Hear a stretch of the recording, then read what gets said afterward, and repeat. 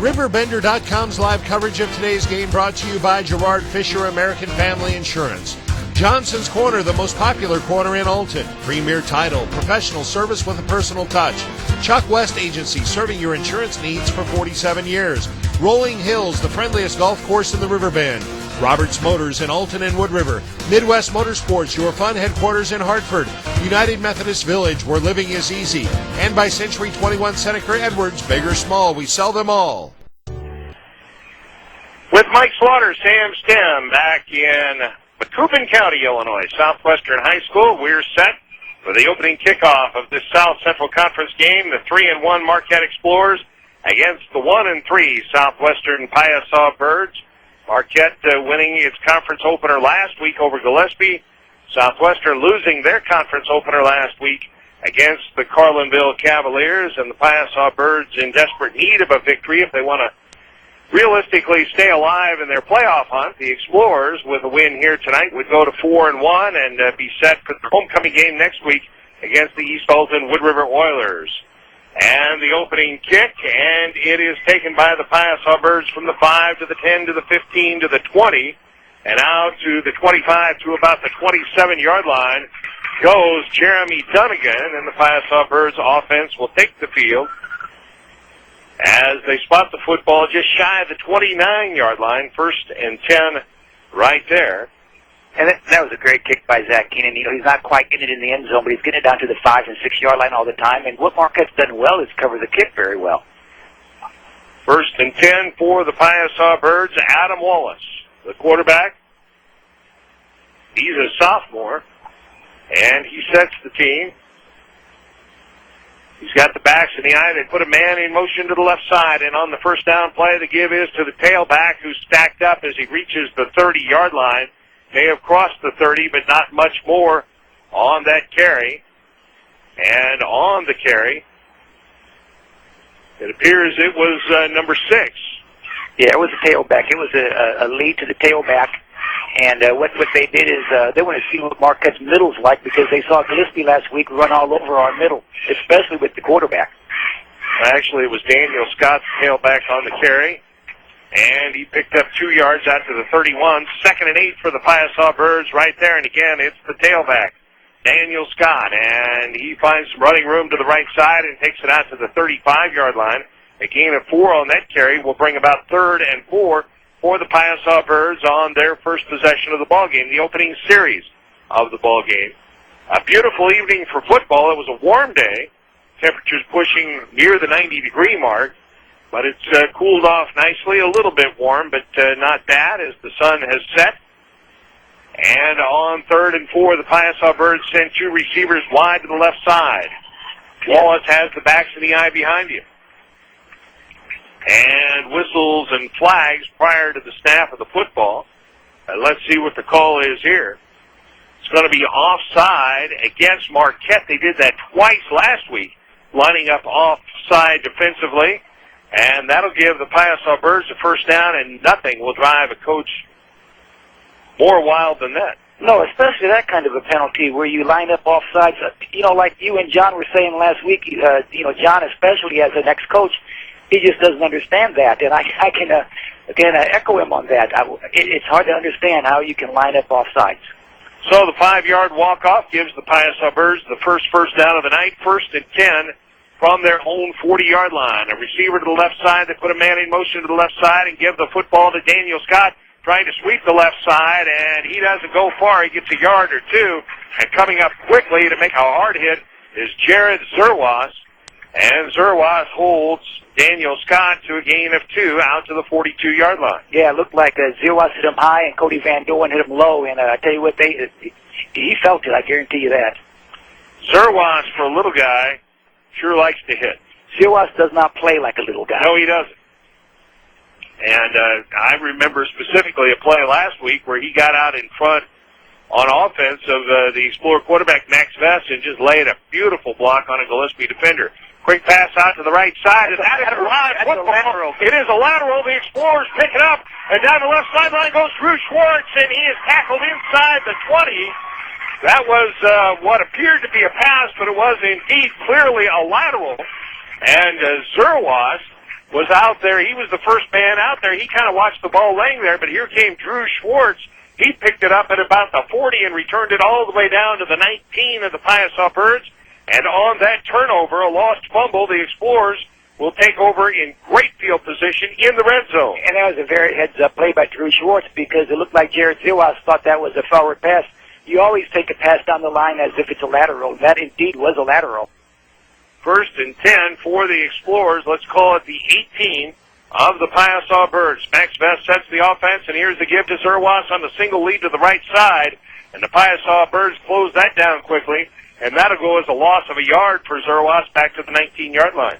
Yeah, there was nothing there. I tell you what, of course it was the first play, but you saw the Piasa Birds fire off, and they were very aggressive just now. They took Zerwas down for a 1-yard loss. 2nd and 11, Marquette at the 19 of the Piasa Birds. Down to 9-10 and counting, remaining in the thus far scoreless first quarter. Now Marquette wants a timeout. Coach Reinhardt didn't like something he saw there, and so he signaled for a timeout.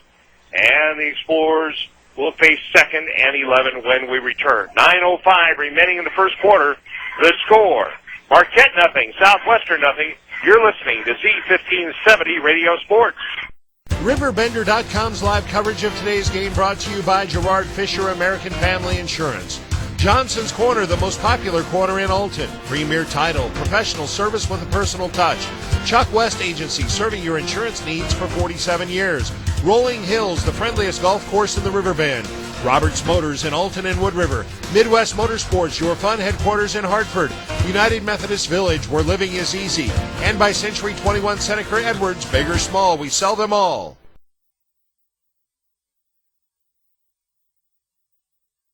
Second down and 11 for the Marquette Explorers at the 19 of Southwestern. And here's the give right up the middle. Utley, the fullback, dragging tacklers with him inside the 15, down to about the 12-yard line. Well, they'll put it down at about the 13, and it's going to bring about a 3rd down for Marquette. 3rd and about 5. And that was just a fullback trap play right up the gut. I tell you what, this Stephen Utley, he's a sophomore. He runs hard. He's a good little football player, and I'm becoming more impressed with him all the time. 3rd and 5, Explorers at the 13 of Southwestern. Triple I behind Max Best. Here is the pitch back to Zerwas, and he tries to run the double lead to the right side, and he picks up a yard, maybe 2, down to the 11, and it's going to be a 4th down for the Explorers, 4th and about 3, and here comes Corey Marin for a field goal attempt. And what I've been told is you're going to see a lot of that power I, where you've got 2 backs lined up behind the quarterback and then a back over to the side. Kind of like a wishbone, but not quite. But you got 3 backs in the backfield. It's called a power I, and they're going to try to give Zerwas the ball a lot on that, I think. This will be a 29-yard attempt from the near hash mark by Corey Marin out of the hold of Max Best. The snap, the kick, it's up. It's plenty long, and it's good. A 29-yard field goal, good by Corey Marin, and the Explorers break on top. The field goal comes with 7:49 remaining in the first quarter and makes the score Marquette 3, Southwestern nothing. You're listening to Z1570 Radio Sports. It's time to book a date for your fall banquet and holiday party at Johnson's Corner. The banquet room at Johnson's Corner seats up to 80, and you can choose either a buffet or sit-down meal. Johnson's Corner will also cater to your home party, workplace, employee appreciation party, birthday party, or a holiday party. When Johnson's Corner caters, you can count on prompt personal service, and afterwards, they'll even clean up the food mess. Call for available dates, 465-5640. Johnson's Corner, the most popular corner in Alton.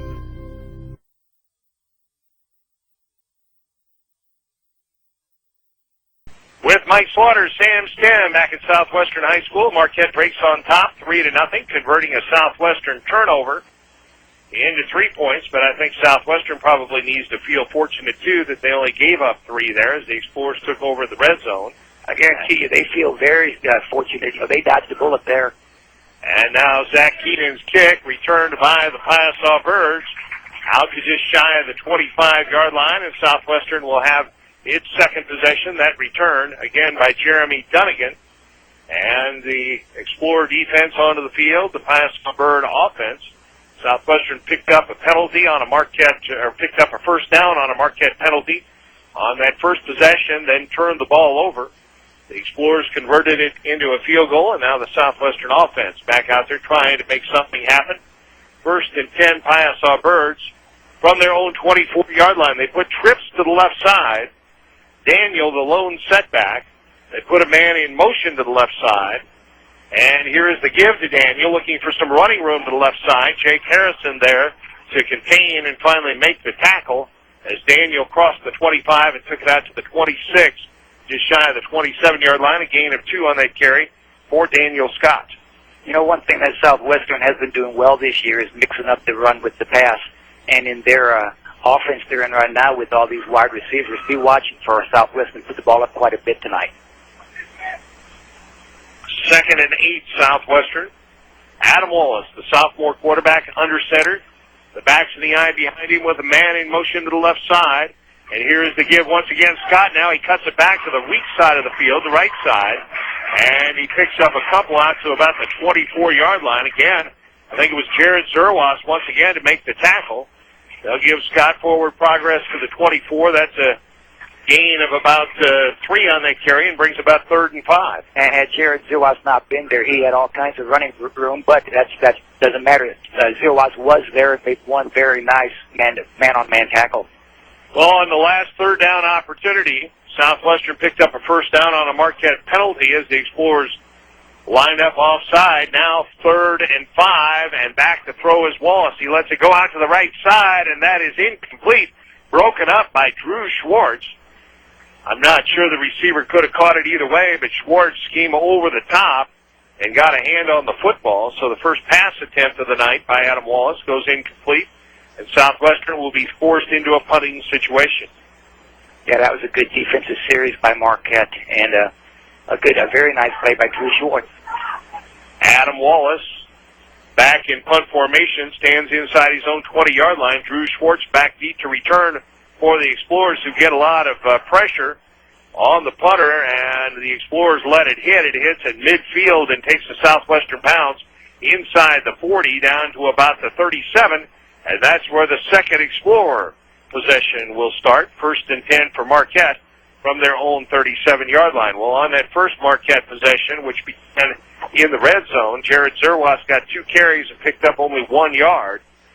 But you got to believe that Southwestern and anybody else playing the Explorers down the road are going to be keying on Jared Zerwas, who has put up some astounding numbers, and that may open the way for Utley or for the Explorer passing attack as Marquette now goes double wide on both sides of the field, with Zerwas standing next to Vest, who's in the shotgun on the 1st down play. They run the option, and Vest cuts it back to the weak side and takes it out to about the 40-yard line for a gain of 3. You know, and Vest has shown us in the past, I'm thinking especially the Greenville game, where the Marquette offense didn't do much, but Vest had a very good rushing game. And in the past 2 games, Vest hasn't held onto the ball much in a run downfield on the option. I expect to see him try to hold onto the ball more and run, because obviously the Southwestern defense will be keying on Jared Zerwas. They better be keying on Jared Zerwas. They put a receiver wide to the right side. They've got a wing to the right, split backs behind Vest, and here's the give to Zerwas working the left side, and he's got good running room out across the 45, out to the 49-yard line. That goes as a gain of 9. Now, was that Zerwas? That was actually Utley. It was Utley that time, and Utley picks up 9 and picks up the first Marquette 1st down of the night. And as you said, Utley could have a very big game tonight if they keep on letting Utley have the ball and they keep on keying on Zerwas, because, again, there was about 2 or 3 guys on Zerwas, and Zerwas didn't have the ball. 1st and 10 Marquette from their own 49-yard line. Marquette leads it 3-0 midway through the first quarter. A double wing formation with a receiver wide to the right side, another man wide left. This time they give it to Utley on the fullback dive, and Utley crosses midfield and takes it to the 48 of Southwestern for a gain of 3. Yeah, and I can see Coach Reinhardt setting this up. He's going to have Max hold on to that ball in a minute. He'll send Utley up through the middle. They'll belly him. The quarterback will pull the ball out and try to go around the end. Hopefully Zerwas will be out there for a pitch, and Max will have a decision either to run the ball or to pitch the ball. Now Cecil Brimage, a sophomore wide receiver, checks into the game, spelling Drew Schwartz. Marquette sends Zach Keenan wide to the left side. Brimage wide right, double wing formation. And the give is to Utley again on the fullback dive, looking for some running room to the right side. He might have picked up a yard to the 48-yard line. It's going to bring about 3rd and a long 6 for the Explorers. I tell you what, Sam, that Southwestern defense, they're out there hitting hard right now, and I guarantee you that, it's still early in the game, but this is the best-looking defense I've seen since we played Greenville. Down to 4 minutes and counting remaining in the first quarter. Marquette leading by a score of 3-0. 3rd and 6 Marquette from the 48 of the Piasa Birds. Schwartz split wide to the right side, and here is Best. Back to throw. Lets it go out to the right side. He's got Zach Keenan at the 40, 35, 30. Keenan might go. 20, 10, 5. Touchdown, Zach Keenan. But there's a flag on the play lying in the Marquette backfield. Yeah, if the play stands, it's a 48-yard touchdown pass, but we have a holding call against the Explorers. It'll come back. Yeah, and I guess if there's any fairness, that flag was thrown before the pass was even thrown, so there was no doubt it was going to come back even before Marquette got that touchdown. But it sure is unfortunate. Like announcers and coaches always say, that there's never a good time for a flag, and then boy, this hurt. So instead of a Marquette touchdown, it's a 10-yard walk-off against the Explorers, their second penalty of the night. They walk it off from the spot of the foul and move the football all the way back to the Marquette 37, which is where this drive started. And it becomes 3rd and 22 for the Explorers. Well, the reason that pass is so open, too, is the fact that Southwestern's bringing 8 men, even 9 men up into the box, and that means that the passing lanes are going to be open. Receivers left and right. Utley, the lone setback. Zerwas a wing to the left. And back to throw his best. He lets it go down the left side, intended for Zach Keenan. Incomplete. He was closely covered on the play by Michael Seymour. And the incomplete pass brings about a punting situation for the Explorers. So the penalty really hurts Marquette. It costs them 6 points. And now they'll have to give the football back to the Piasa Birds. Corey Marin will drop back in punt formation. He'll stand back inside of his own 25-yard line, or right at the 25-yard line, awaiting the snap. And back deep to return for Southwestern is Jeremy Dunnigan. Now, Southwestern crowds the line of scrimmage, and Marin gets the kickoff, and Dunnigan will return from the 28. Out across the 30, to the right side he goes, out across the 40, to the 43, maybe the 44-yard line, and the Piasa Birds will have good field position as they get a nice return there by Jeremy Dunnigan. Yeah, and the snap to the punter wasn't real good. I mean, it skipped, but in all fairness, the Marquette snapper, he broke his hand this past week, so I don't see him out there snapping. I know he's got it all wrapped up. There's no way he can snap, so I didn't see who did snap that, but it did skip. But at least Marin made a nice play on it and got the punt off. Marquette leading 3-0 with 3:06 remaining in the first quarter. 1st and 10 Southwestern from their own 43-yard line, and here's the give to the tailback Scott working the right side. He crosses the 45 and takes it out to about the 48-yard line. That'll be a gain of nearly 5 on that carry for Daniel Scott. And that was his best run of the evening right there, those 5 yards. And right now the Southwestern offensive line is doing a decent job getting some openings there. Take a look around. Take a good look. See something you want to sell? That rarely used bicycle? A lawnmower? A car? Want to sell the house? Sell them all at RiverBender.com. Just log on to RiverBender.com, click on the classified button, and design your own classified ad. And here's the best part. If you're a non-business entity, it's free. That's right, F-R-E-E, free. RiverBender.com. The Riverbend community at your fingertips. Stands last week to watch the Gillespie-Marquette game on a Saturday night. Now back to throw. Wallace rolling to his right under pressure. Utley hits him as he lets it go, and that is nearly intercepted. It falls incomplete. Making a diving attempt over there for the Explorers was Angelo Cross. But that was an ill-advised pass by Adam Wallace as he just kind of threw it up for grabs as Steve Utley was all over him. Those are the kind of passes that give coaches gray hairs, because I tell you what, why that kid threw that ball, I don't know. But as it turned out, it saved them a 15-yard loss. But, boy, that sure makes you nervous when a quarterback throws the ball up like that. Angelo Cross came within an eyelash of a diving interception as well. So now Adam Wallace back in punt formation for the second time tonight, standing inside his own 35, and he gets a dandy kick away. The Explorers will watch it bounce, and it'll be downed by the Piasa Birds back at about the Marquette 28-yard line. So the Explorer offense will start with its worst field position of the night. They started at the Southwestern 19 after a turnover and converted that into a field goal. Started at their own 37, and after a penalty wiped out a touchdown pass, had to punt, and now they start, we'll call it their own 27 this time, as we're down to 1:31 remaining in the first quarter. Marquette leading 3-0. Receivers left and right, a slot to the right. And here is the give on the wing counter to Jake Harrison, and Harrison picks up little or nothing on that carry. As the Piasa Birds were not fooled by the counter, no gain on the play. It'll be 2nd and 10. Yeah, that was just that counter, as you said, Sam, and it's worked effectively in the past, but this is the 5th game of the season. By now, all these teams have seen each other play, and Southwestern, they're well coached. They know what to expect from Marquette. Schwartz wide to the right side, Keenan in the right slot. Zerwas a wing to the left, Harrison the wing to the right. They put Zerwas in motion and pitch it to him, trying to sweep the right side, and he goes nowhere as the Piasa Birds are there to greet him and bring him down. The first Southwestern player to beat Zerwas was number 42, Brent Harrison, and it brings about 3rd and 10 for Marquette. Yeah, so far as Zerwas has really been hemmed in, and he'll get going. I'm not worried about him. Last week he didn't even start the game, and came in later on, and of course had a game for a century, I guess. But we are getting off to a slow start, but that's just the good work of the Piasa defense. I think the key to containing Zerwas is not to let him break the line of scrimmage. It seems that once he breaks that line of scrimmage, that's when you better look out. Now from the power I formation, here is the give to Zerwas. Zerwas to the left side, does break the line of scrimmage, breaking tackles, and now he fumbles out at the 45-yard line, and the Piasa Birds appear to have covered that. It was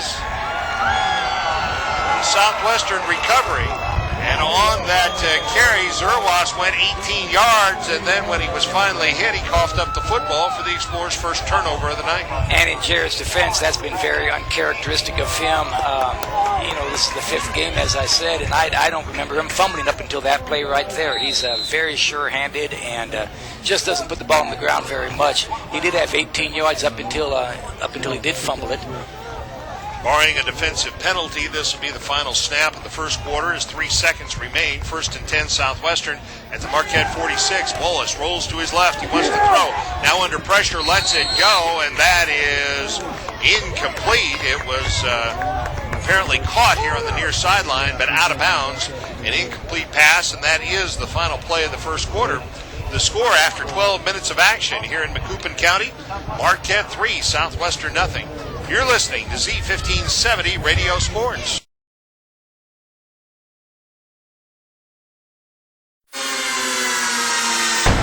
Midwest Motorsports, one of the largest dealers in the area with over 12,000 square feet of showroom, featuring Yamaha, Suzuki, Polaris, and Sea-Doo.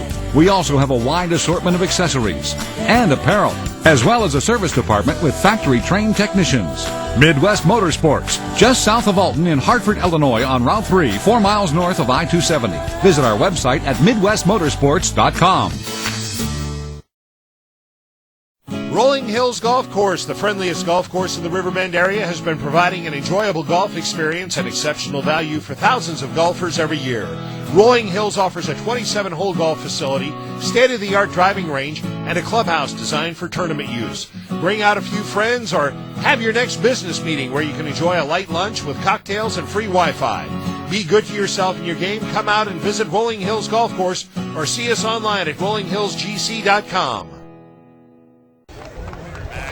Southwestern High School, and we've got a little bit of a problem here as the second quarter is set to get underway, because the way they've got the sticks set, it looks like it's 2nd and 15 for Southwestern, but they threw an incomplete pass on 1st and 10, so it should be 2nd and 10. So somebody messed up when they reset the sticks, and now they're trying to decide if maybe they need to move the football. That's wrong, Coach. And that's wrong, too, because I think the ball and the down marker are in the right spot, but the chains are in the wrong spot. So, yeah, that's what they're going to do. They're going to move the chains where the down marker is. This is not rocket science, is it? No, but they almost gave Southwestern 5 yards. And the Marquette coaches, they were yelling, no way. So now they've got it right. 2nd and 10 Southwestern at the Explorer 46-yard line. And the Piasa Birds send a receiver wide to the right side, another man wide left, a slot to the right, a wing back to the right. He goes in motion to the left side, backs in the eye behind Wallace, and he gives it on the delay. Here is Scott, and he picks up good yardage inside the 45 down to the 40-yard line. A gain of 6 on that carry to bring about 3rd and 4. Daniel Scott now 7 carries for 24 yards. Yeah, and that was just a straight draw play, and he did pick up 5 yards, but it is 3rd and 5. They're going to throw some short little pass out here in the slot, but every time they've tried to throw, I tell you what, the Marquette defense has put a lot of pressure on that quarterback. Adam Wallace 0 for 3 in the passing department. Threw what looked like another pass, but it was a lateral behind the line of scrimmage, and it fell incomplete. The Explorers recovered to set up the lone score of the ballgame. Here is Scott. Scott's got first down yardage down near the 35-yard line. He needed 4 and got 5. And the Piasa Birds will pick up their second first down of the night. It may depend upon the spot. Yeah, I think they're going to measure that, Sam. The official here on the near side marked the ball, so they're going to bring the ball all the way over here and then bring the chains about 2 yards out onto the field, but I'm pretty sure he's got the first down where we sit. He does, easily, as they put the football down just shy of the Marquette 35-yard line. 1st and 10 Southwestern right there. Their second first down of the night. The first downs are even at 2 apiece. The turnovers are even at 2 apiece. Only 2 penalties thus far, and both have gone against the Explorers. And right now, that Marquette 3-0 lead is tenuous. Yeah, and after one quarter, I mean, what you're seeing right now is 2 very even teams out there on the field. Receivers left and right. They put a man in motion to the left side. The back's in the offset eye, and Wallace drops to throw, lets it go. And that's picked off by Jared Zerwas. And up the left sideline he comes. He gets a block and takes it out across midfield down to the Marquette 48-yard line. Zerwas picked that one off at about the 20-yard line and just flew up the left sideline.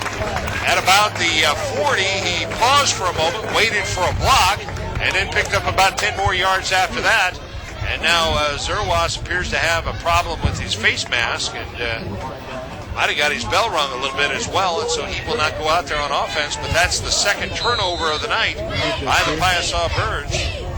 And that was a beautiful interception. It looked to me like Zerwas put one hand up there and brought that ball down into his body. It was a great interception, great play by Zerwas. 1st and 10 Marquette at the 48 of the Piasa Birds, and here is the give to Utley, working the left side, and Utley picks up a yard, maybe 2, down to the 46-yard line. It'll be 2nd and 8 for the Explorers, as Travis Jones was in on that play spelling Zerwas, and now Zerwas checks into the ball game, and Jones checks out. With the ball's in the left hash mark, I wouldn't be surprised to see them try something to the right side to try to give Zerwas more running room to the wide side of the field. 2nd down and 8 Marquette at the 46 of Southwestern. Marquette leading 3-0 as we're at 10-10 and counting, remaining in the first half. Drew Schwartz split wide to the right side. Harrison a wing to the right, and Vest drops to throw.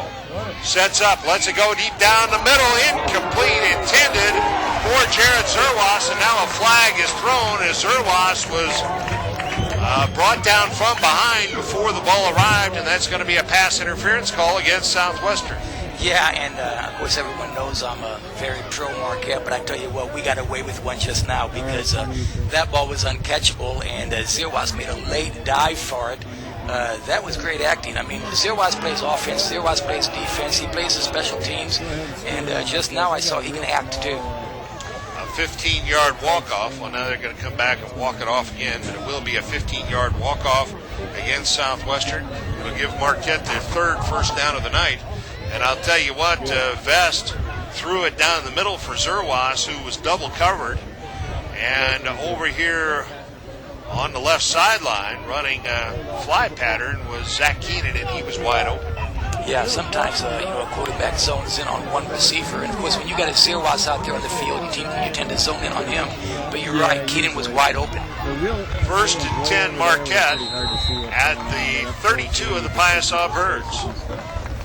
And here is the give on the counter to Zach Harrison, and Harrison gains a yard to the 31, but no more. That'll be 2nd and 9 for the Explorers. Harrison's second carry of the night. Yeah, it looks like what Coach Reinhardt is doing is he's saying to Piasa, okay, if you're going to take Zerwas away from you, we'll just go with Jake Harrison and Stephen Utley. And, those kids run hard, but they don't have quite the moves that a Zerwas has. I'd keep putting the ball in Zerwas' hands. He's going to break them for you. Well, he broke one a moment ago for 18 yards, and with the fumble, turned the ball over. Now for the power I formation. This is the formation that he broke the 18-yarder from. A double lead to the left side, and Zerwas puts his head down and just piles ahead from 2 yards down to the 30-yard line. Piasa Birds stuffed that one. Really, it was a double lead to the left side, and they stood both blockers up in the hole. And Zerwas got behind his blockers and put a hand on their back and pushed them forward for about 2 yards. But you're exactly right when you said that they stood our blockers up. Our blockers have got to stay low and keep their feet moving and open those holes up. 3rd and 8, Marquette at the Southwestern 30-yard line.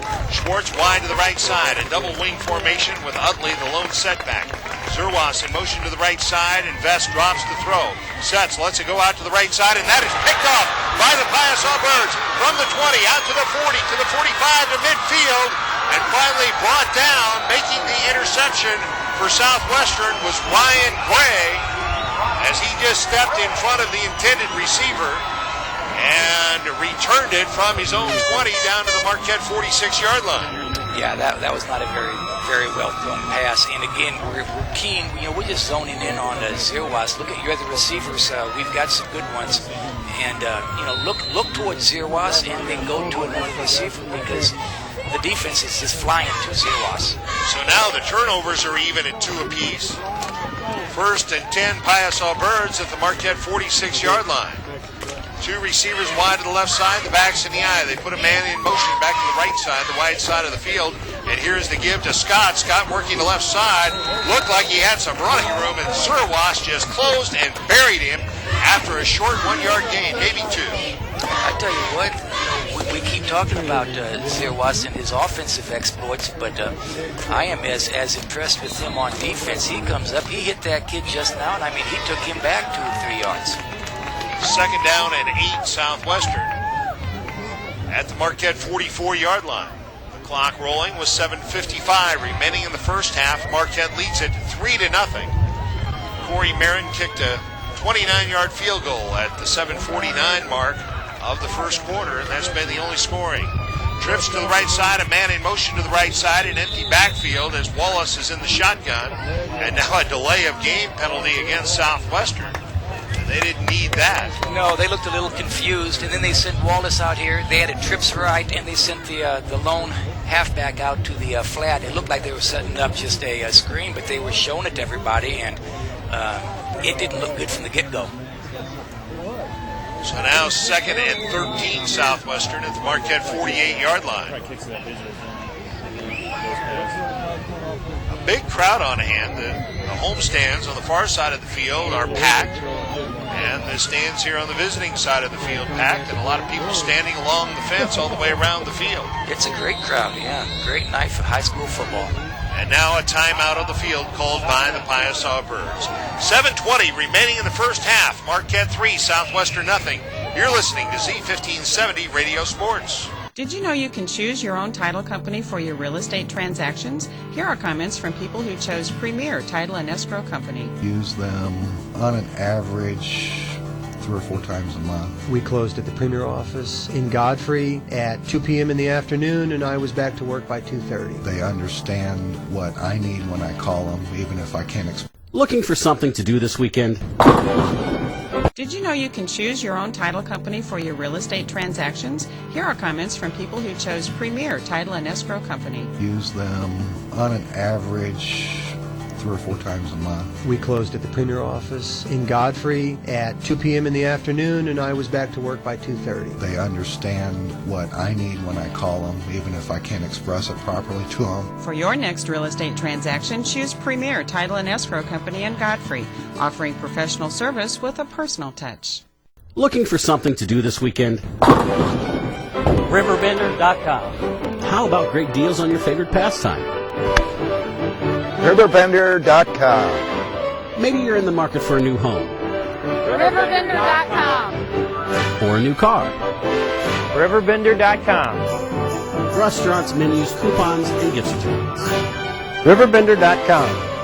No matter what you're shopping for, RiverBender.com. if you live in the Riverbend community, you need to visit. Yeah, that was a nice play by Angelo Cross, a sophomore outside linebacker, and he's been playing some pretty good ball this year. He's got a bright future ahead of him. He hustles, he's quick, and he made a nice play just now. Now 3rd and 10 Southwestern at the Marquette 45-yard line, just outside the 45. Helps the sales. Two receivers wide to the left side, the backs in the eye. They put a man in motion back to the right side, the wide side of the field, and Wallace drops the throw. Pump fakes. Lets it go deep down the right sideline. He's got a man open at the 15, at the 10, down inside the 5, and tackled from behind by Drew Schwartz at the 3-yard line. Making that reception for the Piasa Birds was Jeremy Dunnigan, and he was about 10 yards behind Schwartz. Yeah, well, absolutely there's no excuse for that. He just ran right by Schwartz. I don't know what Drew did. Maybe he stopped to tie a shoe or something, but he was burned by, you're right, Sam, by 10 yards. He was lucky to catch up with the kid after he caught the ball and make the tackle on the, 2-yard line, 3-yard line? Well, they put it down at the 4. At the 4? Okay. A 41-yard completion from Wallace to Dunnigan. The 3rd first down of the night for the Piasa Birds, 1st and goal, and here is Scott. Daniel Scott stacked up shy of the goal line, but he did take it down to maybe the 1-yard line, a gain of 3 on that carry by Daniel Scott. Yeah, he had it close. 2nd and goal, Piasa Birds at the Explorer 1-yard line. You'll probably see them try the same type of play. They might even try a quarterback sneak. Piasa Birds trying to break on top here. Marquette leading at 3-0.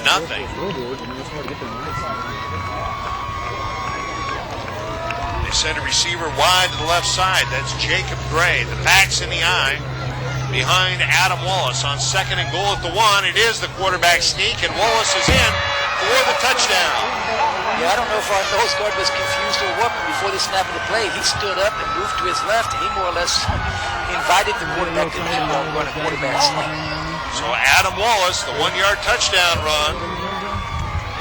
So Southwestern converts a Marquette turnover into a scoring drive. The key play, the 41-yard pass from Wallace to Dunnigan on a 3rd and 10. And now the extra point attempt off the toe of Travis Healy. The kick is up, it's high, it's long, and it's good. 5:30 remaining in the first half. The score now, Southwestern 7, Marquette 3. You're listening to Z1570 Radio Sport.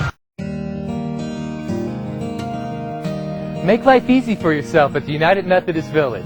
With no more stairs and no more home upkeep in a spacious apartment or villa home, with no upfront endowment and just 1 monthly fee, you stay in control of your finances. Now that's easy and smart. Countryside living that is fun, neighborly, and only minutes from the Clark Bridge. The United Methodist Village, where living is easy. I only wish I'd have moved here sooner. Century 21 Seneca Edwards has been serving the community for over 30 years and prides itself on customer service. If you're in the real estate market, they provide the experience and service you need to make the best decisions. They offer over 50 exceptional agents who are highly trained to help you through the buying and selling process. With offices in Godfrey, Brighton, and Staunton, Century 21 Seneca Edwards is bridging the gap in the real estate industry. Check them out online at c21seehomes.com. 3, 2, 1. Southwestern leads for the first time tonight. They convert an Explorer turnover into a 46-yard touchdown drive. Southwestern leads it 7-3 with 5.5 minutes remaining here in the first half.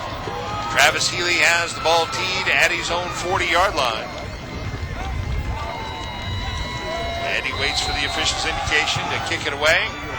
And there it is. And it's going to be one of the up men for the Explorers on the return. That's Cecil Brimage. And Brimage takes it out across the 25 to about the 27 or 28-yard line. We'll call it the 28. First and 10, Marquette right there. So the Explorers trailing 7-3. And Marquette has not really put anything together offensively. No, offensively. They've turned the ball over twice. Their longest run, they fumbled at the end of it and lost the ball. So they really have not done much. Their biggest pass play, of course, got called back. It was a touchdown that got called back. So you take those two plays, and we haven't done anything offensively on the ground or in the air. Well, penalties and turnovers have been the Explorers' worst enemy. That's always a formula for disaster. Now they run the option out to the left side, and there's the pitch back to Harrison. He's bumped out of bounds on the near side, but after a good gain out to the 30-yard line, maybe the 31, a gain of about 4 on that carry for Harrison as they ran the option to the left side.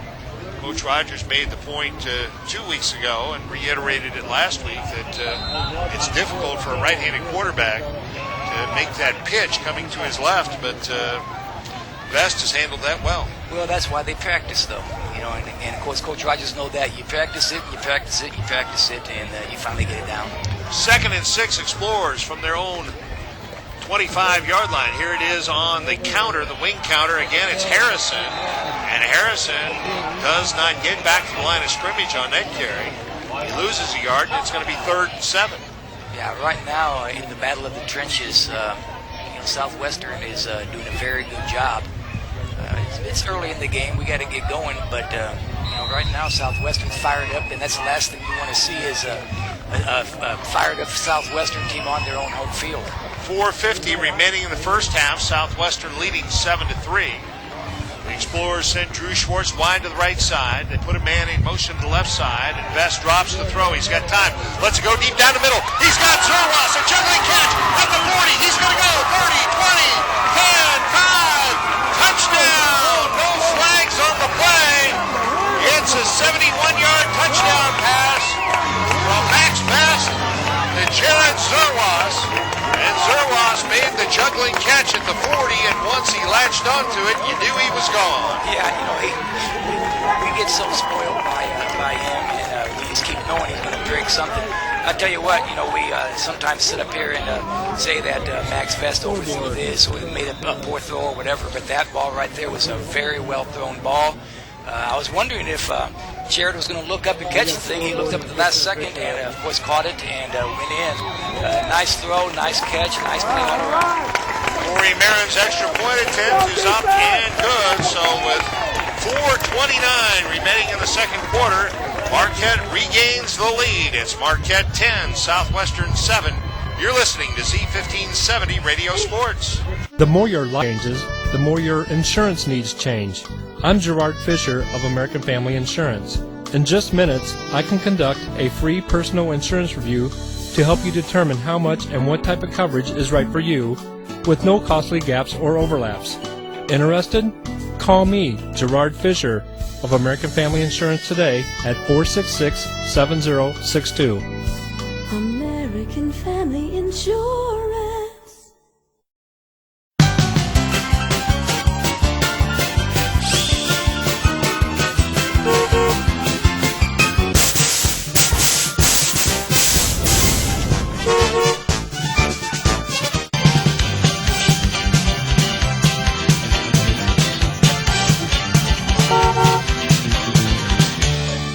What do I have to do to sell you a car today? Roberts Motors, 2 locations, Alton and Wood River. With Mike Slaughter, Sam Stem back at Southern High School, an entertaining first half. And Marquette has regained the lead at 10-7 as we've got 4:29 left to play here in the first half. Zach Keenan has the ball teed at his own 40 for the Explorers, and it will be returned by Jeremy Dunnigan from his own 15. Out across the 25 out to near the 30-yard line. And the Piasa Birds with a nice return by Dunnigan. Start first and 10 just outside their own 30. Well, that was Max Vest's first completion of the night. He's now 1 for 3 for 71 yards, a touchdown, and an interception. Adam Wallace, his Southwestern counterpart, the sophomore, 1 for 5 for 41 yards and an interception, but that 41-yard completion set up the Southwestern touchdown. So neither team doing much on the ground in key plays, on big passing plays. Here is the give to Scott. Scott right up the middle, following blockers for a good 5-yard gain. Out to the 35-yard line, and it'll be 2nd and 5 for the Piasa Birds.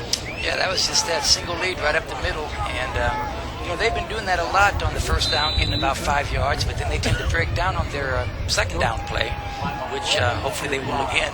Daniel Scott, 12 carries for 42 yards. The only other rushing play for Southwestern was a 4-yard loss by the quarterback, Adam Wallace. So it's been Daniel Scott, or we'll throw the football. Scott the lone setback. Now here is a flag thrown. It's not going to be a delay of game. I don't know what happened there.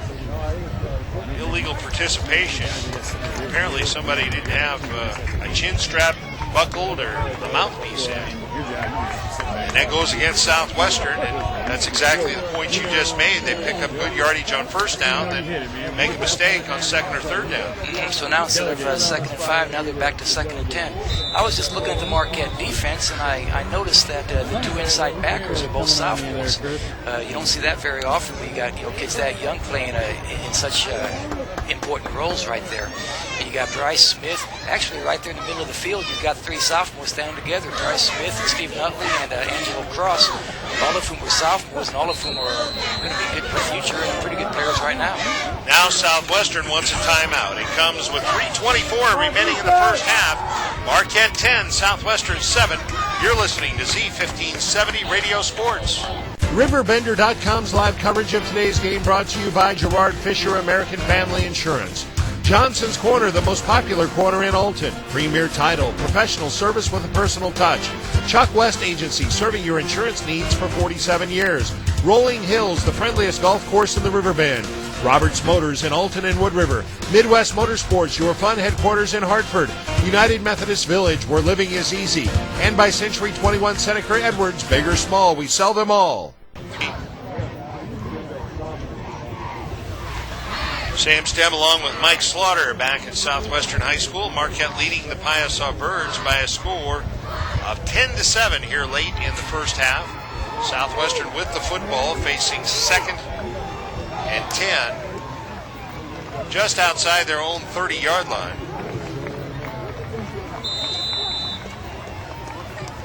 And they go to the shotgun formation. Wallace dropping to throw. Under some pressure, lets it go. Has his man across the middle, and that's going to be good for a first down out near the 40-yard line. Receiver slow in getting up after a big hit was delivered there. Making the reception was Travis Healy. And that pass play was good for 11 yards and the 4th first down of the night for Southwestern. Yeah, that was a well-thrown ball. He kind of slings that ball. I'm talking about Adam Wallace, the quarterback from Southwestern. He just kind of slings it from the side, which is one reason why a lot of times the defensive lineman can get up there and knock it down. But that was a nice pass right there. 1st and 10 for the Piasa Birds from their own 41-yard line. And the give is to Scott, and he is hammered before he can get back to the line of scrimmage. John Hofert also in on the tackle was Mitch Woolner. They sandwiched Scott, threw him for a 1-yard loss. Yeah, that was a very nice tackle when you had 2 men, one on each side of him, just plow him. 2nd down and 11 for the Piasa Birds from their own 40-yard line. John Hofert was the offensive lineman of the week last week as selected by the quarterback club. Jared Zerwas, the offensive back of the week. Hofert making a defensive play there. Wallace back to throw, rolling to his right. He's got his man, that's Healy. And Healy brought down after he turns it upfield and took it out to about the 44-yard line for a gain of about 4 on that completion. Yeah, he turned a loss really into a gain. Our cornerback came up, put his head down, kind of dove at the guy and missed him completely. Luckily, a linebacker was there to make the tackle. But he did gain 4 yards on it and really shouldn't have gained anything. 3rd and 7 for the Piasa Birds from their own 44-yard line. Clock rolling with 1:35 remaining in the first half. Marquette leading 10-7. Man in motion to the left side. Pump fake, and now Wallace rolls to his right and just throws that one away. That is incomplete. I think it was caught by the intended receiver, but he was out of bounds. Yeah, he was out of bounds. They wanted to run just a quick slant out to the right side, and the Explorers had it covered, so Wallace pulled it down and rolled to his right and was heads up enough just to kind of throw that one away to avoid the loss. And now a punting situation for the Piasa Birds. And Marquette sends Zerwas and Max Vest back deep to receive this kick, standing inside of their own 30-yard line. Wallace gets the kick away. It's a low-line drive, and Zerwas will pick it up on one bounce at his own 20. Trying to turn that right corner out across the 25, and steps out of bounds just shy of the 30-yard line. So the Explorers will have 1:14 to try to figure out how to go about 71 yards.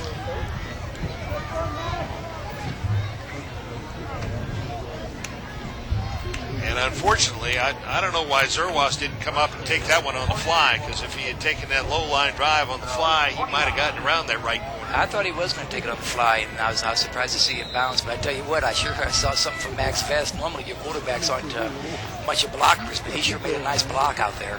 1st and 10, Marquette from their own 29. They send Keenan wide to the left side, Drew Schwartz wide right.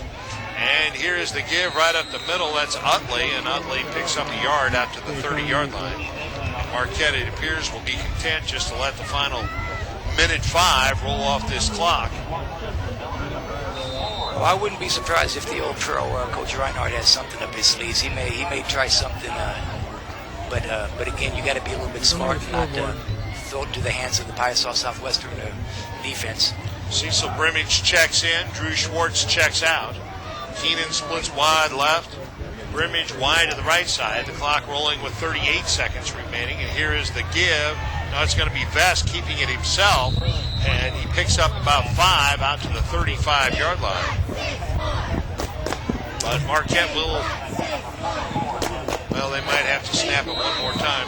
They may not. No, they just marked the ball ready for play. So Marquette can let the final 18 seconds roll off, and I think they will. I think they will, yeah. Max Vest undoes his chin strap and just looks over at the bench, and the final 10 seconds will click off, and Marquette will take a 10-7 lead into the locker room at halftime. So we've played 2 quarters, the first half in the books at Southwestern High School, and the Piasa Birds may be surprising some people, as many thought they would be heavy underdogs here. But at halftime, it's a 3-point ball game. The score, Marquette 10, Southwestern 7. You're listening to Z1570 Radio Sports. It's time to book a date for your fall banquet and holiday party at Johnson's Corner. The banquet room at Johnson's Corner seats up to 80, and you can choose either a buffet or sit-down meal. Johnson's Corner will also cater to your home party, workplace, employee appreciation party, birthday party, or a holiday party. When Johnson's Corner caters, you can count on prompt personal service, and afterwards, they'll even clean up the food mess. Call for available dates, 465-5640. Johnson's Corner, the most popular corner in Alton.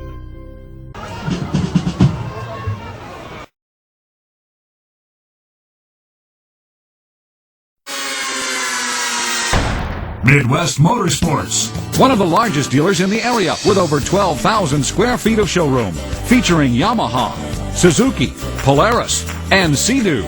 We also have a wide assortment of accessories and apparel, as well as a service department with factory-trained technicians. Midwest Motorsports, just south of Alton in Hartford, Illinois on Route 3, 4 miles north of I-270. Visit our website at MidwestMotorsports.com.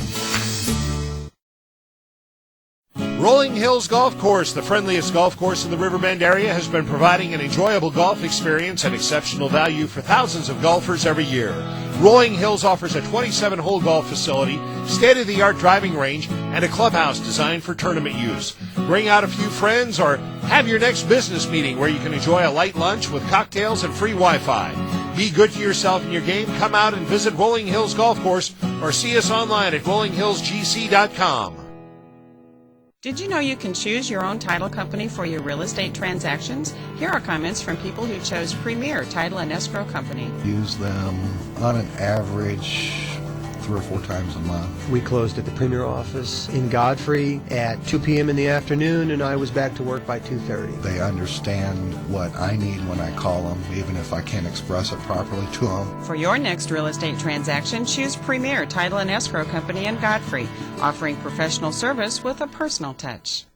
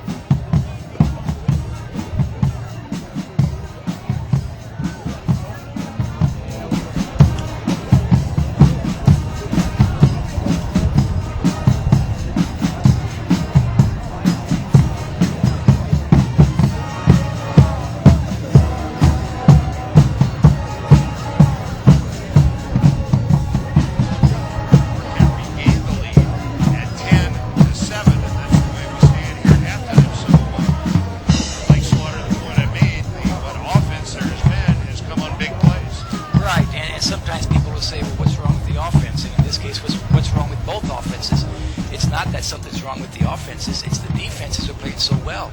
I had voiced a little concern before the game that I didn't think the Marquette defense had been playing that well, and last week gave up 16 points to a team from Gillespie that had scored no points all season.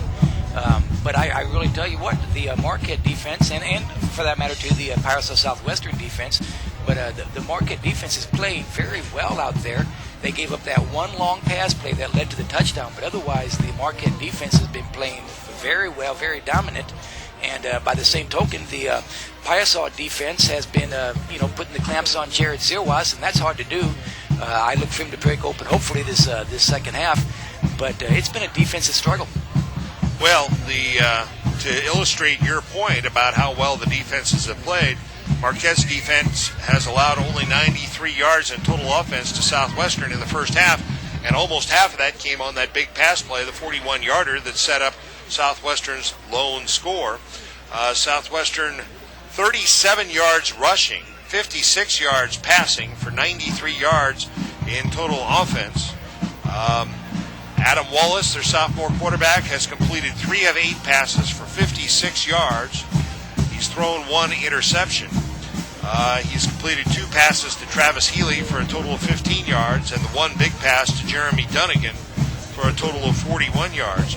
In the rushing department, most of the running game for Southwestern has been their sophomore tailback, Daniel Scott. He's carried 13 times for 41 yards. Adam Wallace, 1 carry, -4.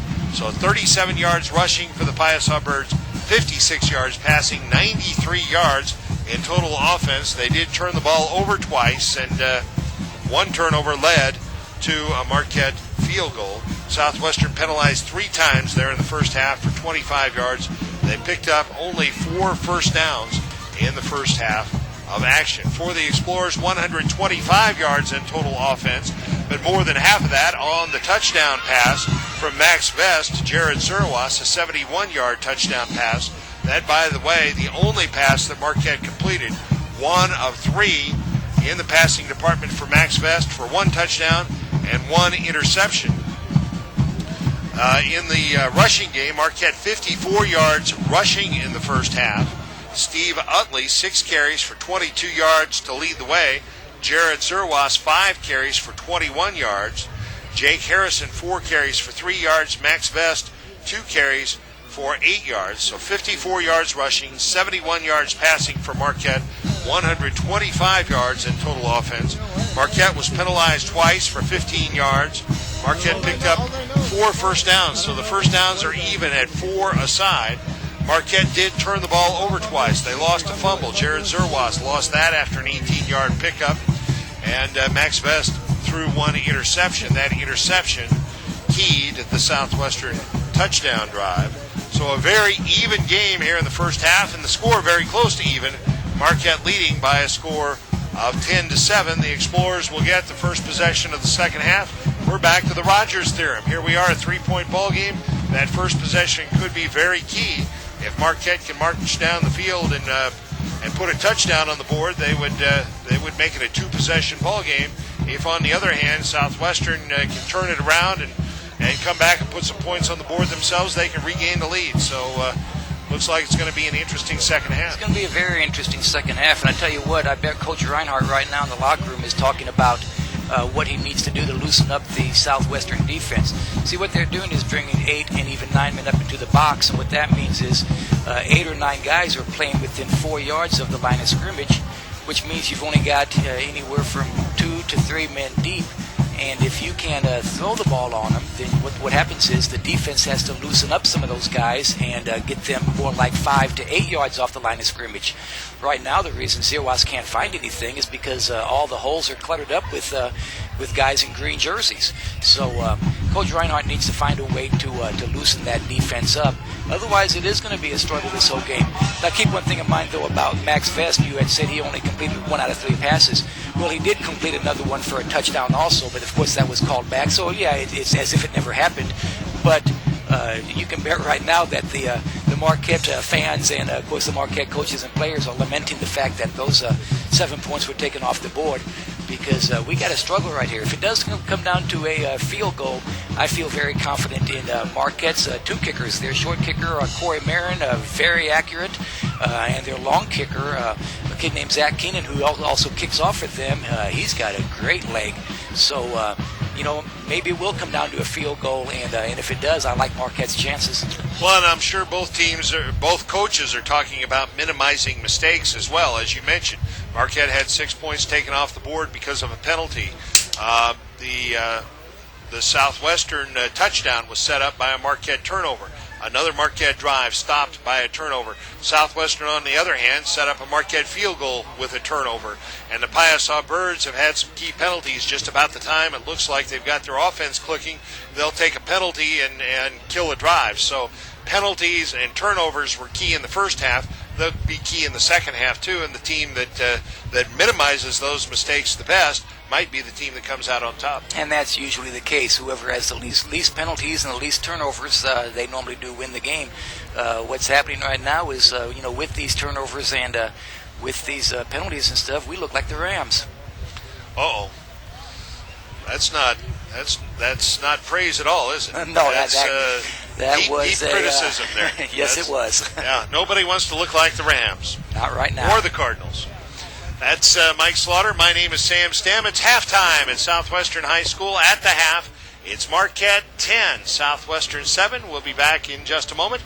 You're listening to Z1570 Radio Sports. Looking for to do this weekend? RiverBender.com. How about great deals on your favorite pastime? RiverBender.com. Maybe you're in the market for a new home. RiverBender.com. Or a new car.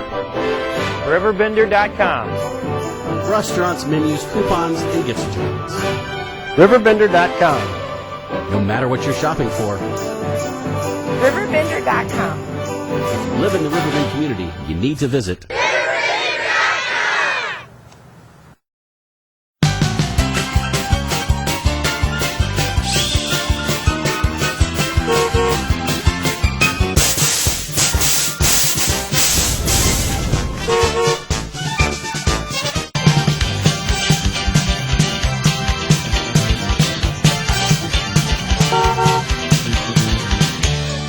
What do I have to do to sell you a car today?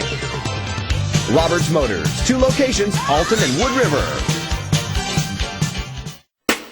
Take a look around. Take a good look. See something you want to sell? that rarely used bicycle, a lawnmower, a car? Want to sell the house? Sell them all at RiverBender.com. Just log on to RiverBender.com, click on the classified button, and design your own classified ad. And here's the best part. If you're a non-business entity, it's free. That's right, F-R-E-E, free. RiverBender.com. The Riverbend community at your fingertips. All right. We're in good shape. Got our battery.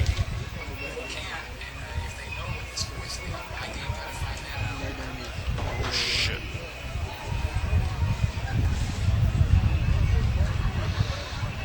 That's the good one. In case I need one more.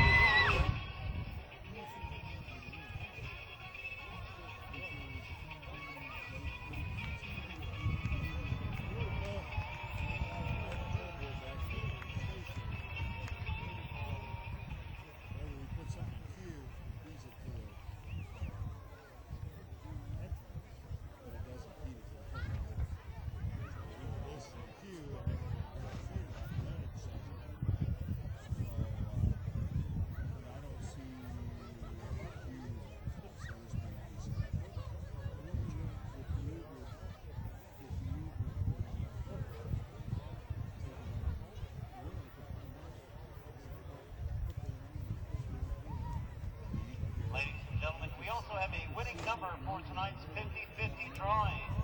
Please take out your tickets. We will have that number momentarily.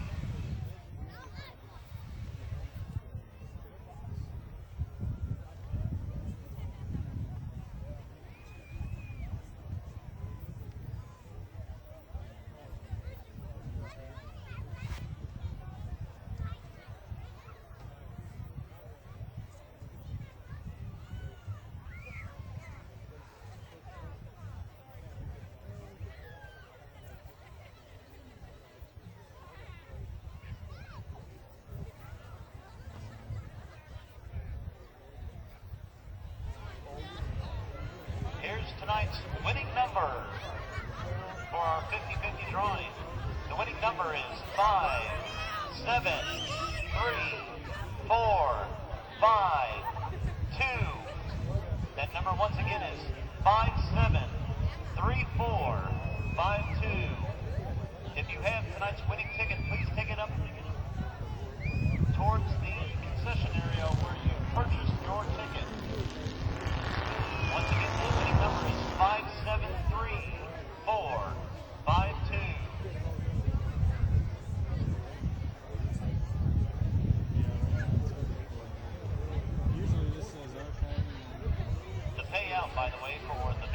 drawing is $102.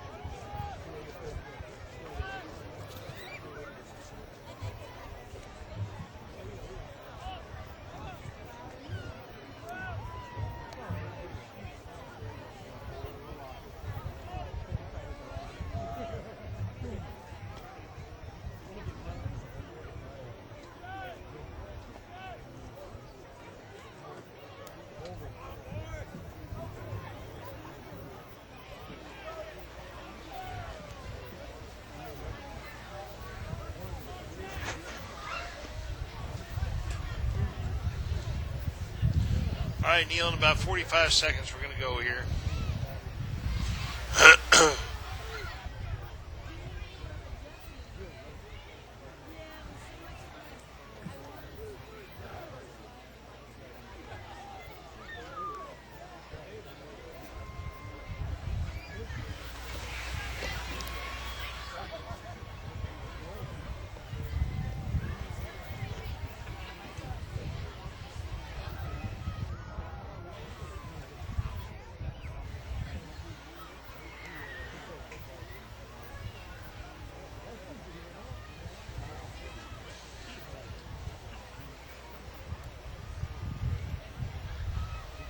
All right, we're going to roll it in about 3, 2, 1. Back at Southwestern High School at halftime, Marquette leading Southwestern 10-7. Sam Stem with you alongside Mike Slaughter, and the Explorers will receive the second half kickoff and try to put together a drive to extend their lead. Don't forget, we've got more high school football and some college football for you tomorrow here on Z1570. Of course, our football coverage gets underway beginning at 10 o'clock with Sports Talk. Sports Director Brent Birkeland in with scores, highlights, coaches' interviews, and more. And then about 10:45, we go to the Illini pregame as Illinois is at Indiana to take on the Hoosiers in a Big Ten clash. That'll be followed at about 2:30 tomorrow afternoon with more high school action. Complete play-by-play coverage of tonight's game featuring Carlinville and East Alton Wood River from the South Central Conference West. And then following that, about 4:30 tomorrow afternoon, it's Mississippi Valley Conference action, as we'll have complete play-by-play coverage of tonight's game featuring the Civic Memorial Eagles hosting the Muscuda Indians. That's all for you tomorrow here on Z1570. But tonight, we've got another half of action for you. Marquette and Southwestern in this South Central West clash. Marquette leading 10-7 at the half. And the Piasa Birds set to kick it away with the ball teed at his own 40-yard line. It's Travis Healy back deep for Marquette. Travis Jones along Bryce Smith. And here is a return by one of the upmen. That's Cecil Brimage. And Brimage out across the 30 to about the 35-yard line. And Marquette will start in good field position right there. And Jared Zerwas not in the ball game at the moment. Normally Zerwas would be one of the return men, but Zerwas had his jersey off over here on the near sideline, now getting the jersey back on and about set to put his helmet back on. So yeah, he had his jersey off, his shirt off, from the waist up, everything off, and towel on his head. And they were watering him down. I think he looked like flu-type symptoms or something. I don't know. First and 10, Marquette from their own 36, and here's a give right up the middle, Utley. And Utley powers his way out for about a 3, maybe a 4-yard gain. They'll say his knee went down at about the 39-yard line. That'll be a gain of 3, 2nd and 7 for the Explorers. Yeah, so right now without Zerwas in there. Gain of 3 on the play, 2nd and 7. Travis Jones in there, who's a freshman. Along with Jake Harrison. Jones and Harrison set up as wings. They put Jones in motion to the right side, and it's going to be Vest trying to sweep the right side. And Max Vest picks up a yard, maybe out to the 40-yard line. He had to work hard to get that yard, as the Piasa Birds did a good job of stringing that out, and they'll give Vest forward progress out across the 40 to the 41-yard line, a gain of 2. It'll be 3rd and 5 for the Explorers. Right, he ran about 25 yards to pick up 2. He ran hard, but there was just nothing there. The Piasa Birds did a good job of stringing it out. So now the Explorers go to the power I formation with the freshman Travis Jones as the tailback. And on 3rd and 5, they give it to Jones, and he's hit in the backfield and goes nowhere. He's thrown for a loss of 2 back to the 39-yard line, and Marquette will be forced into a punting situation. Yeah, and that wasn't Jones's fault that he got thrown for a loss. The kid came right through, looked like the center guard gap, and he was all over Jones. Actually, he lost 3 on that play, and it's 4th and 8 for the Explorers. And Corey Marin drops back in punt formation. He stands back at his own 25-yard line, awaiting the snap. Jeremy Dunnigan will return for the Piasa Birds. The snap is good, and Marin gets the kick away, and Dunnigan will watch it hit. It takes a Marquette bounce and rolls inside the 25, down to the 20, down to the 19-yard line, where the Explorers down it. And so the Explorers get a good roll there. The Piasa Birds will have to start deep in their own territory. Yeah, that was John Holford doing the snapping for Marquette. He hasn't done it this year, the long snapping, but he's filling in for Keenan Eberlin, who broke his hand. And that was a very nice snap by John. So Zerwas yet to return to the football game. He's still over here on the near sideline, and he's sipping some Gatorade, and they continue to pour some cold water over his head. So he is a little bit under the weather, and we'll watch and see when he might return. Not out there on defense now. 1st and 10, Southwestern from their own 19-yard line. The sophomore quarterback turns and gives it to the sophomore tailback. That's Daniel Scott trying to turn that right corner. He's hit right at the 20-yard line and goes no further. Picks up a yard on the play. It'll be 2nd and 9. Well, I don't know what's wrong with Zerwas, but I guarantee you he won't stay off the field very long. That kid would have to have 2 broken legs and a broken arm to keep him off the field. But something is obviously wrong with him, and it looks like maybe overheated. It's not that hot of a night, so I don't know what it is, Sam. 2nd and 9 for the Piasa Birds from their own 20-yard line. And here's the give. Oh, what a big hit. And, the running back bounces off that hit. And up the right sideline goes Daniel Scott out across the 35-yard line to near the 40. The hit that was put on him was by Mitch Woolner, and he just stood him up at the line of scrimmage, but nobody finished him off. And Daniel Scott popped off that and kicked it outside to the right side and took it all the way out to the 35-yard line for a 15-yard gain and a first down. Well, I told you we looked like the Rams. It's like last week when the Rams stood Frank Gore up and didn't finish him off, and he ran for a long touchdown and broke the Rams' back. That kid should have been nailed for a 1-yard loss. 1st and 10, Piasa Birds. Again, it's Daniel Scott right up the middle this time. A good surge by the offensive line, and he picks up a quick 5. That time it's not Scott, as they take Scott out, and that's Matt Flavin.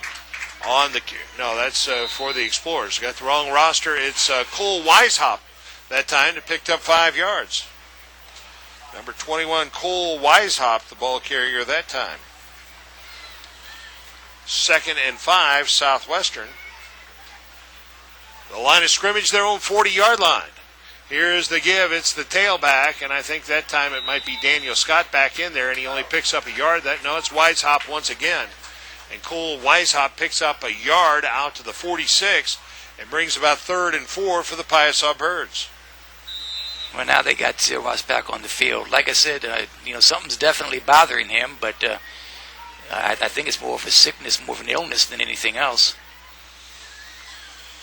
Well, they were pouring cold water over his head and neck, and he was sipping some Gatorade, so he may have just maybe got a little dehydrated, perhaps. Now here is the give, and the ball carrier this time is going to be shy of first down yardage as he picks up about 3. Again, it was the tailback, but this time as they unstack him, that was number 30 on the carry, his first carry of the night, and that was Ryan Gray. Well, he's a long yard short. It'll be interesting to see if they're going to go on 4th down. I mean, it's their end of the field. I think if I were the Piasa Birds this early in the second half, I'd have to punt the ball. But 4th and a long yard. Yeah, this could be a backbreaker if the Explorers can stop them. It's almost 2 yards. They're just outside their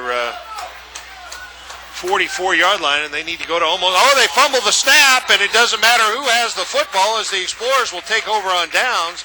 I think the Piasa Birds did cover the football, but it matters little, and Marquette will take over on downs, and a questionable call there by Southwestern head coach Jeremy Lansaw, trailing by only 3 with more than 7 minutes remaining in the third quarter, going on 4th and almost 2 from his own 44-yard line, and they fumble the snap. Well, what Coach Lansaw is saying is our defense can stop you, so take that, so let's see if he's right.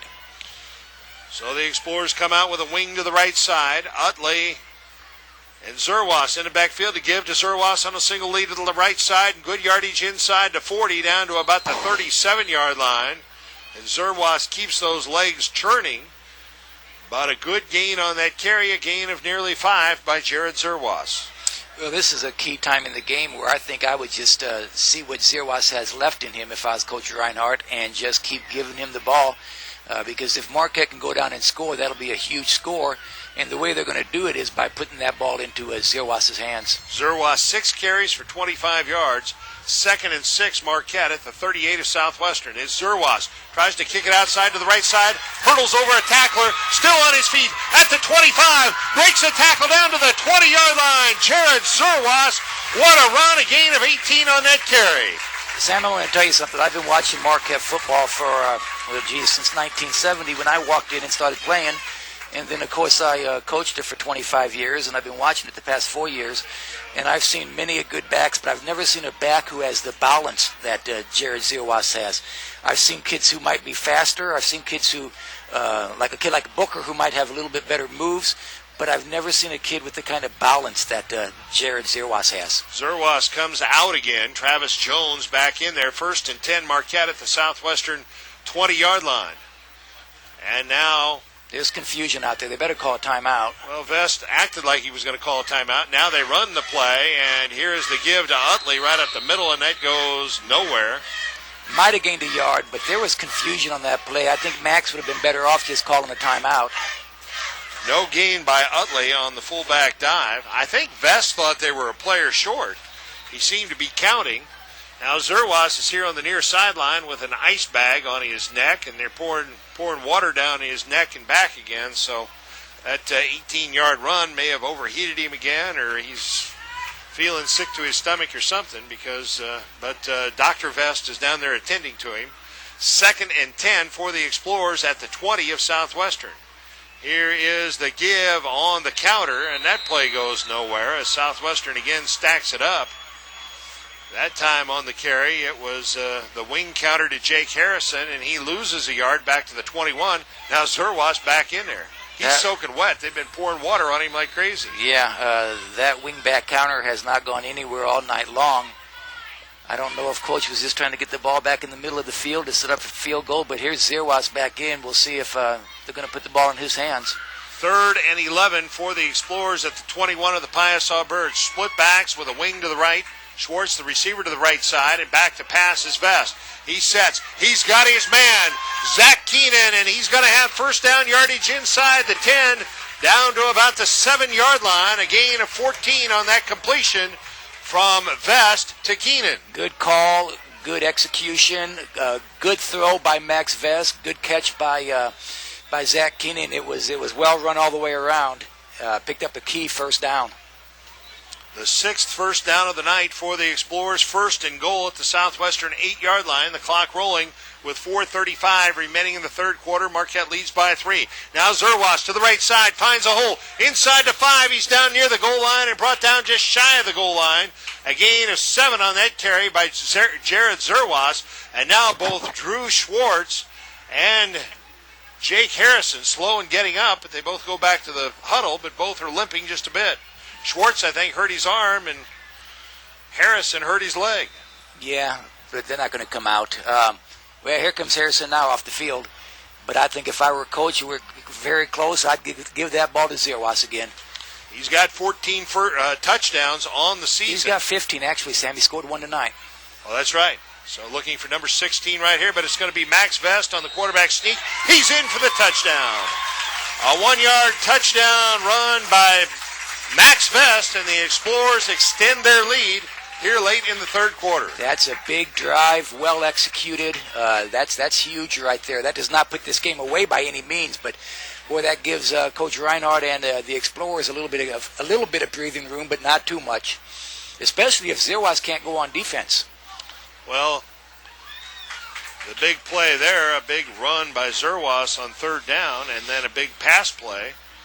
And now the extra point attempt by Marin is up high, long, and good. I don't know how he got that off because it looked like they had about 8 Piasa birds all around that. And then they stopped. They came rushing in and stopped. 3:48 remaining in the third quarter. The score now, Marquette 17, Southwestern 7. You're listening to Z1570 Radio Sports. Make life easy for yourself at the United Methodist Village. With no more stairs and no more home upkeep in a spacious apartment or villa home, With no upfront endowment and just one monthly fee, you stay in control of your finances. Now that's easy and smart. Countryside living that is fun, neighborly, and only minutes from the Clark Bridge. The United Methodist Village, where living is easy. I only wish I'd have moved here sooner. Century 21 Seneca Edwards has been serving the community for over 30 years and prides itself on customer service. If you're in the real estate market, they provide the experience and service you need to make the best decisions. They offer over 50 exceptional agents who are highly trained to help you through the buying and selling process. With offices in Godfrey, Brighton, and Staunton, Century 21 Seneca Edwards is bridging the gap in the real estate industry. Check them out online at c21seehomes.com. Ultimately, Max Vest on a 1-yard quarterback sneak to put it in, and Marquette's lead is now 10. Southwestern once led 7-3, and now Zach Keenan bumped up a little bit as he drills the kickoff into the end zone for the automatic touchback. And that's huge. Anytime you put it in the end zone, the ball comes out to the 20 automatically in high school ball, and now we're making the Piasa Birds go 80 yards. Sports Talk tomorrow morning at 10 o'clock with Brent Berkland. Scores, highlights, coaches' interviews, and more. At 10:45, Illini pregame. 11 o'clock kickoff, Illinois and Indiana. Then about 2:30, Carlinville and East Alton Wood River from the South Central West. About 4:30 tomorrow afternoon, Mascoutah and CM from the Mississippi Valley Conference. Southwestern now trailing by 10. Their largest deficit of the night, 1st and 10 from their own 20. And here's the give to Daniel Scott, and Scott picks his way across the line of scrimmage and picks up nothing. In fact, he lost yardage on that carry. He lost a yard back to the 19. Well, I tell you, the Marquette interior line, the linebackers, they're doing a good job. I mean, Southwestern's gotten off a few decent runs, but for the most part, the Marquette defense is shutting down this Piasa Bird running attack.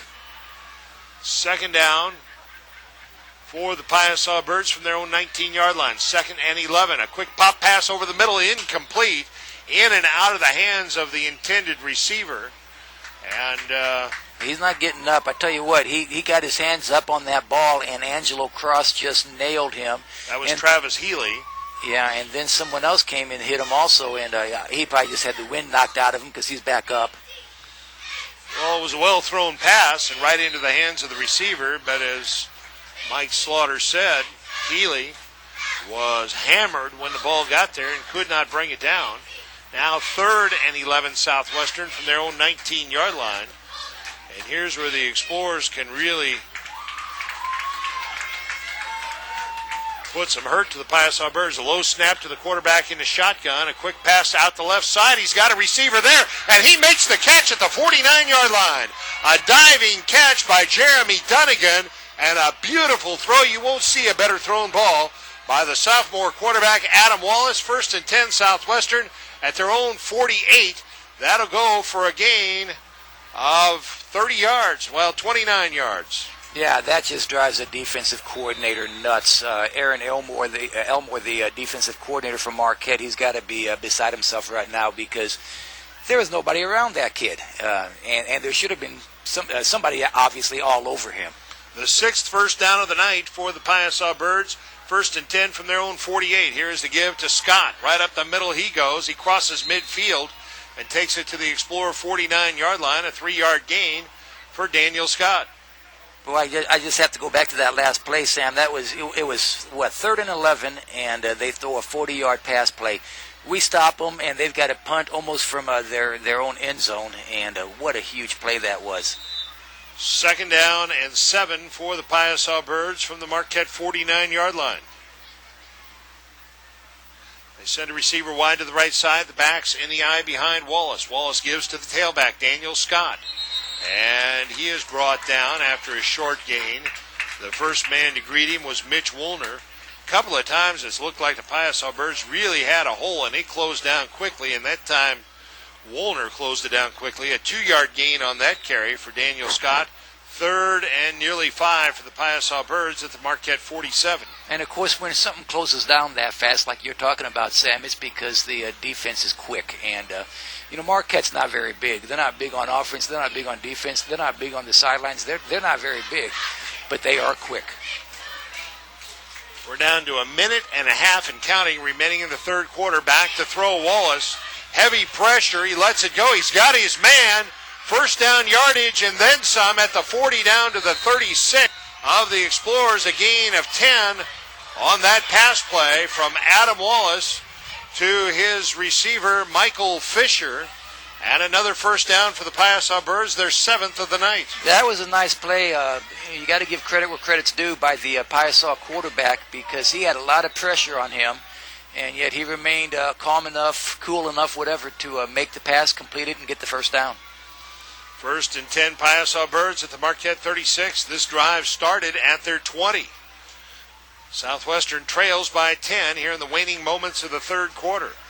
Wallace under center, pitches back, and now whistles and flags with the snap, stops the play. And I tell you, I hope Marquette. I know Marquette has scouted them, but what Piasa will set up down here, because they've done it for 100 years, they're going to run a sweep, and then the next time they're going to pitch that ball out, fake a sweep, and they're going to throw a halfback pass for a touchdown. That's what they want to do. So hopefully the Marquette cornerbacks will not be caught out of position. A 5-yard walk-off against Southwestern for illegal procedure. 1st and 15 at the Marquette 41-yard line. So there's another example of Southwestern moving the ball in positive fashion and then setting themselves back with a penalty. Let's see if it hurts them here. Here is the pitch back. They fake the pitch, and back to throw is Wallace. He lets it go down the right sideline, incomplete, intended for Michael Fisher, who was open on the right sideline down at about the 25-yard line, but Wallace just overthrew him. Yeah, the kid was wide open, and luckily for Marquette, he was overthrown. Wallace has completed 5 of 12 passes for 95 yards. He's thrown 1 interception. The sophomore quarterback has shown some touch here tonight on a couple of occasions. He's put passes right on the fingertips of the receivers. Well, other times he's missed. Right, and he's shown as a sophomore quarterback that he's going to be a good one in the future. 2nd down and 15 for the Piasa Birds at the Marquette 41. Wallace back to throw, sets, lets it go down the middle. He's got his man complete down at the 30-yard line for a gain of about 11. On that play, making the reception for Southwestern was Jacob Gray. Well, and this is obviously 4-down territory, so the Piasa Birds will have 2 more downs to get that 5 yards they need. You know, Sam, going back to the touchdown that Marquette made, that was when Piasa decided not to punt and gave us the short field, wasn't it? Yes, it was. So that backfired on them. Like I was saying, maybe had they punted at that point, they would have caused Marquette to go much further, but that's all behind us. That's the end of the third quarter. It's behind us as well. The only scoring in the third quarter, a 1-yard touchdown run by Max Vest. So as we head into the final 12 minutes of play, the score is Marquette 17, Southwestern 7. You're listening to Z1570 Radio Sports. The more your life changes, the more your insurance needs change. I'm Gerard Fisher of American Family Insurance. In just minutes, I can conduct a free personal insurance review to help you determine how much and what type of coverage is right for you with no costly gaps or overlaps. Interested? Call me, Gerard Fisher of American Family Insurance today at 466-7062. American Family Insurance. 2, 1. Sam Stem along with Mike Slaughter back at Southwestern High School as we get set for the start of the fourth quarter. Marquette leads it by a score of 17-7. Marquette led 3-0 at the end of one quarter, 10-7 at halftime, and they lead 17-7. Here as we start the fourth quarter, but the Piasa Birds are driving. They started at their own 20. They now face 3rd and 4 at the Marquette 30-yard line. The back's in the eye behind Adam Wallace. The sophomore quarterback takes a snap and pitches back, and here's Gray trying to sweep the left side. He will not get the first down, as the first man to meet him was Max Vest. Zerwas, and then Vest finished him off. So Zerwas, who's been in and out, is in there now and made another big hit. No gain on the play. By the way, we haven't seen Daniel Scott, the starting tailback, the sophomore tailback for Southwestern, for some time, so he may be shaken up or under the weather as well. That was Ryan Gray on that carry for no gain. 4th and 4 Southwestern at the Marquette 30-yard line. They send Jacob Gray wide to the right side. Another receiver wide left, and Wallace rolls to his right. He lets it go. He's got a man. Did he make the catch? No. No, he did not. Just off the fingertips of Michael Fisher. He was open at the Marquette 20-yard line and throwing on the run. Wallace overled him by just a hair. Just a hair. I tell you what, Wallace throws nice when he's on the run. I think he's a better thrower, rolling out than he is a drop back quarterback.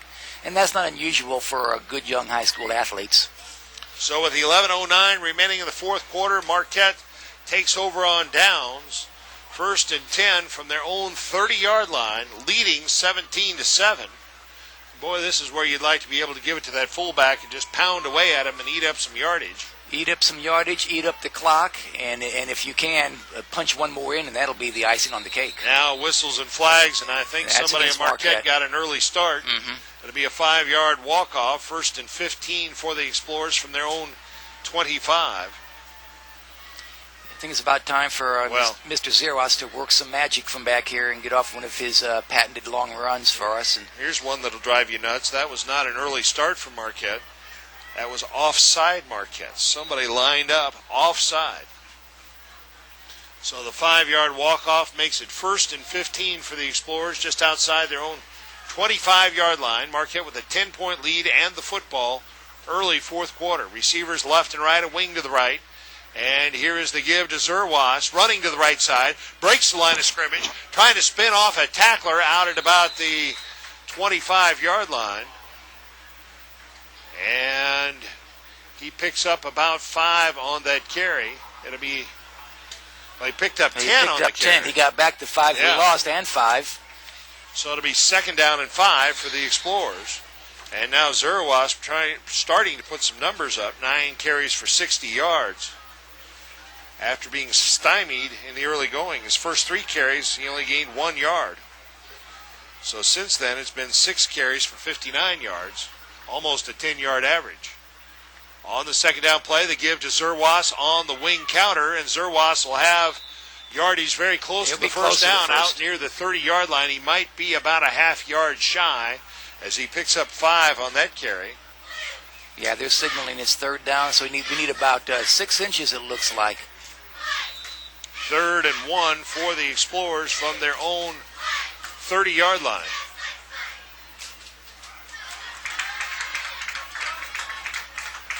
The clock rolling with 9:50 remaining in the fourth quarter. Marquette leading 17-7. A big play here. 3rd and 1 for the Explorers. And it's the quarterback sneak. Max Vest has the first down, stayed on his feet out to about the 32-yard line, a gain of 2 on that carry, and the 7th first down of the night for the Explorers. And that's a big first down, as you alluded to, Sam. It's important for the Explorers to, get some yardage here, run down the clock. That's important. But like I said too, if we can take this ball down and punch one in, even a field goal would help. I mean that 10-point lead. That's this at this point of the game. This one coaches get nervous. 1st and 10 Marquette, just outside their own 32-yard line. Keenan wide left. Harrison the wing to the left. The pitch back to Zerwas trying to sweep the left side. Zerwas putting a move on and now finally dragging tacklers with him. I don't know why they blew the whistle when they did. He was still making positive yardage. And they'll give him forward progress out to the 35-yard line. A gain of about 3 on that carry, but it was a tough 3 for Jared Zerwas. It was a tough 3 because he had 3 Piasa birds hanging on him and taking him down. And they've been tackling well all night for the most part. And everything Jared's got tonight has been hard-earned. 2nd and 7 for Marquette from their own 35-yard line. Drew Schwartz wide to the right side.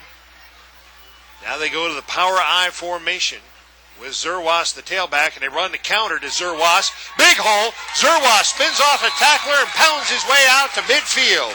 What a run by Jared Zerwas, and what a hole they opened up for him. That was a beautiful hole. That's this is one of the first times tonight that we've been talking about the offensive line and the holes they opened up. That was a nice hole on the left side for Zerwas. An 18-yard pickup by Zerwas on that carry. Takes him to 86 yards rushing unofficially on 12 carries.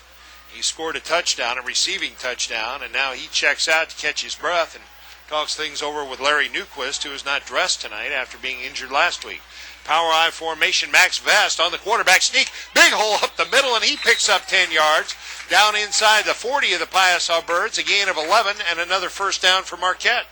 Yeah, beautiful drive so far. A time-killing drive. This is nice to watch, and hopefully they can take it. Keep it going for a few more minutes. We're down to 8:05, so this has been well executed, and nice play calling. 1st and 10 Marquette at the 40 of Southwestern. Drew Schwartz wide to the right side. Travis Jones, the freshman, remains in the ball game as the tailback. Power I formation. Again, Max Vest, the quarterback sneak right up the middle. Good yardage inside the 35 down to about the 34, maybe the 33-yard line. They'll say his knee hit down at the 34. That's a gain of 6, 2nd and 4. I think Max Vest likes running behind Mitch Woolner. Mitch is one of the biggest kids out there, and I think Max feels comfortable running right behind him. Vest comes over to the near sideline and gets a play and takes it out and repeats it to his teammates in the huddle. Travis Jones remains the tailback. 2nd and 4 for Marquette at the 34 of Southwestern. Power I formation, the give to Utley, the up back, one of the up backs, and he is hit and brought down for no gain on the carry. Yeah, there was nothing there that time. I tell you what, that time Southwestern had 9 guys and maybe even 10 guys in the box, which again, they've got their whole defense right up there, right off the ball, and it's hard to run against that. If we can sneak somebody out, you could have a sure touchdown if you can complete it. Actually, Utley lost a yard back to the 35. Zerwas came back in for 3rd down, so we'll see what happens. 3rd and 5 for the Explorers at the 35 of Southwestern. Marquette leads by 10 with 6.5 minutes and counting remaining in the 4th quarter. Here's the give to Zerwas. Tries to run that counter. Finds an opening. He's going to have first down yardage. He's still going. He's still on his feet to the 25-yard line. What a run by Jared Zerwas. A 10-yard gain and another first down. He was stopped short of the first down, and I tell you what, and give the referees credit for not blowing that whistle, because I've seen a lot of times where the refs blow the whistle too early. But that kid picked up those last 5 yards, dragging about 4 Piasa Birds with him. I'll tell you what, he's all guts, isn't he? He is all guts. I told you, he's got remarkable balance. He is, in all my years watching Marquette football, he has got to be one of the best running backs I have ever seen. He's been in and out. He's under the weather, overheated or flu-like symptoms of some kind, and whenever he goes back in there, he just gives it his all. Now Utley right up the gut, and this time a little bit of an opening, and Utley takes it down inside the 25 to about the 23-yard line, a gain of 2 for Utley, the fullback. And last week, Sam, Zerwas didn't even start the game because he had a little nagging injury and didn't play the first series. So what's he do? He comes off the bench and he scores 6 touchdowns and runs for 300 yards. If the kid would have been healthy, what might he have done? Well, he's not full strength out there because he's got his hands on his hips before the snap, just trying to catch his breath. 2nd and 8 Marquette at the 28 of Southwestern. Here's Zerwas on the double lead to the right side, and not much running room there as Zerwas is brought down for no gain on the carry. And I'll tell you what, Zerwas has most luck when he runs that counter because he seems to find a little seam and can pop through it. When he gets hung up behind that double lead with a lot of traffic there, he just can't find an opening. Right. It's hard to move sometimes when you have lead blockers in front of you and the defensive linemen closing in and stuff. You're exactly right. I know that for a fact that when you run those counters, sometimes you got more running room. And for somebody who's shifty and likes to, bounce back left and right and everything, that's made for Zerwas. Now a delay of game signaled against Marquette. Well, up until that, this has been a beautiful drive. We don't like that 5-yard penalty there, but this has been a beautiful time-consuming drive. We're down to 4:35 now, and I don't remember what the time on the clock was when we started, but I think about 10. Well, it was up near 8 or 9 minutes remaining in the quarter anyway. So now it's going to be 3rd and 12 for the Explorers at the Southwestern 28-yard line. And here's Vest back to throw. He's got his man. That's Zach Keenan. Keenan up the right sideline, down inside the 20, down to about the 15-yard line, and that's going to be very, very close to a first down. That was a nice play again by Vest. Nice throw, nice catch by Keenan. I don't know if Zach Keenan meant to or not, but the smart thing he did was he got tackled in play, so the clock kept running, although the refs have now stopped the clock to, I guess, get a measurement. Well, he needed 18, and I think he got 17, but it's going to be very, very close as they'll bring the sticks across the field. Well, I think if they're short, I think they've shown in this series that Max Vest is not afraid to run that quarterback sneak right behind Mitch Woolner, so I would not be surprised to see that.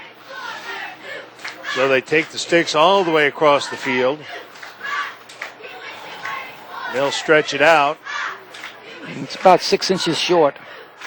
So a 17-yard completion there from Vest to Zach Keenan gives Vest 101 yards passing on the night. And Keenan 31 yards in receptions. And now it's 4th and less than a yard for Marquette just outside the 15 of Southwestern. And this is a huge play. It's not a given that we'll pick up 6 inches. But, boy, if we do, we keep that clock moving. If we don't, of course, we turn it over to Piasa, and this game isn't over. Marquette has a 10-point lead. We're down to 4:07 remaining in the fourth quarter. And the Explorers trying to put the final nail in the Southwestern coffin. And in order to do that, they need to pick up a first down here. They need only about 6 inches at the Southwestern 15-yard line. Double wing formation. Zerwas, the lone setback. It's Vest on the quarterback sneak. And he'll have the first down and then some as he takes it down to about the 13-yard line. A gain of 2 on that carry for Max Vest. Sometimes the biggest problem on the quarterback sneak, especially when you've got to get 6 inches or a yard, is the quarterback trying to run before he gets that snap. We saw that earlier with the Piasa Birds, and that was so important that he takes that snap cleanly from the center, which is Mitch Woolner, and then tries to get his yardage, which he did, and the clock is still running, and Marquette's still moving.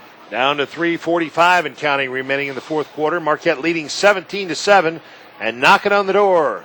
1st and 10 at the 13 of Southwestern. Here is Zerwas running the left side. Zerwas dragging tacklers with him down to the 5-yard line. And a gain of about 8 on that carry by Jared Zerwas.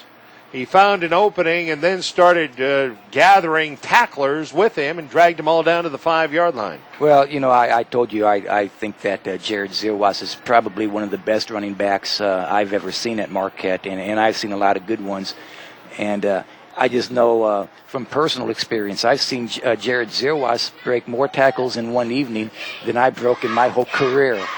2nd and 2 for the Explorers at the 5 of Southwestern. Drew Schwartz wide to the right side. A double wing formation with Zerwas, the lone setback. And the give is to Zerwas. And Zerwas stacked up shy of the line of scrimmage, keeps fighting.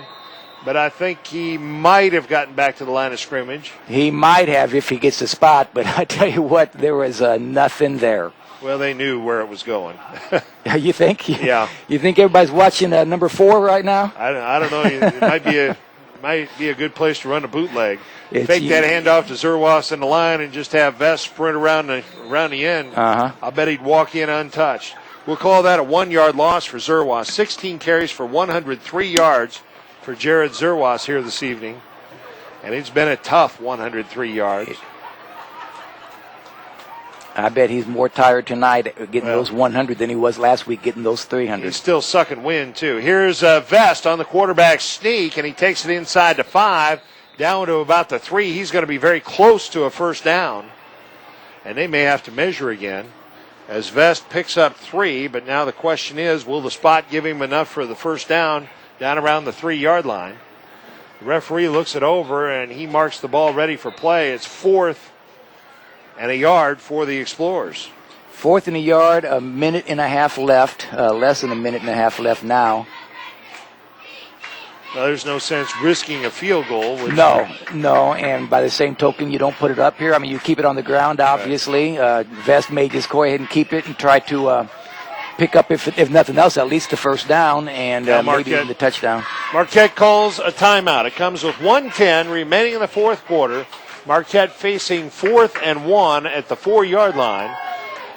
And the score, Marquette 17, Southwestern 7. You're listening to Z1570 Radio Sports.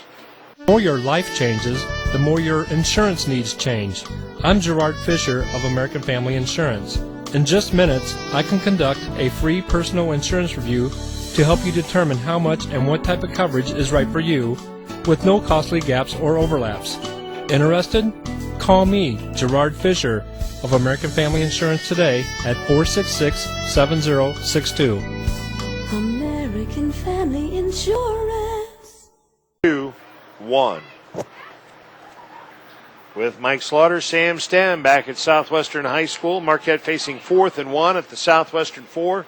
The Explorers with a 10-point lead and 1:10 remaining in the fourth quarter. It seems safe to say Marquette will post its 4th victory, and they will come home next Friday night for their homecoming game and will host the East Alton Wood River Oilers.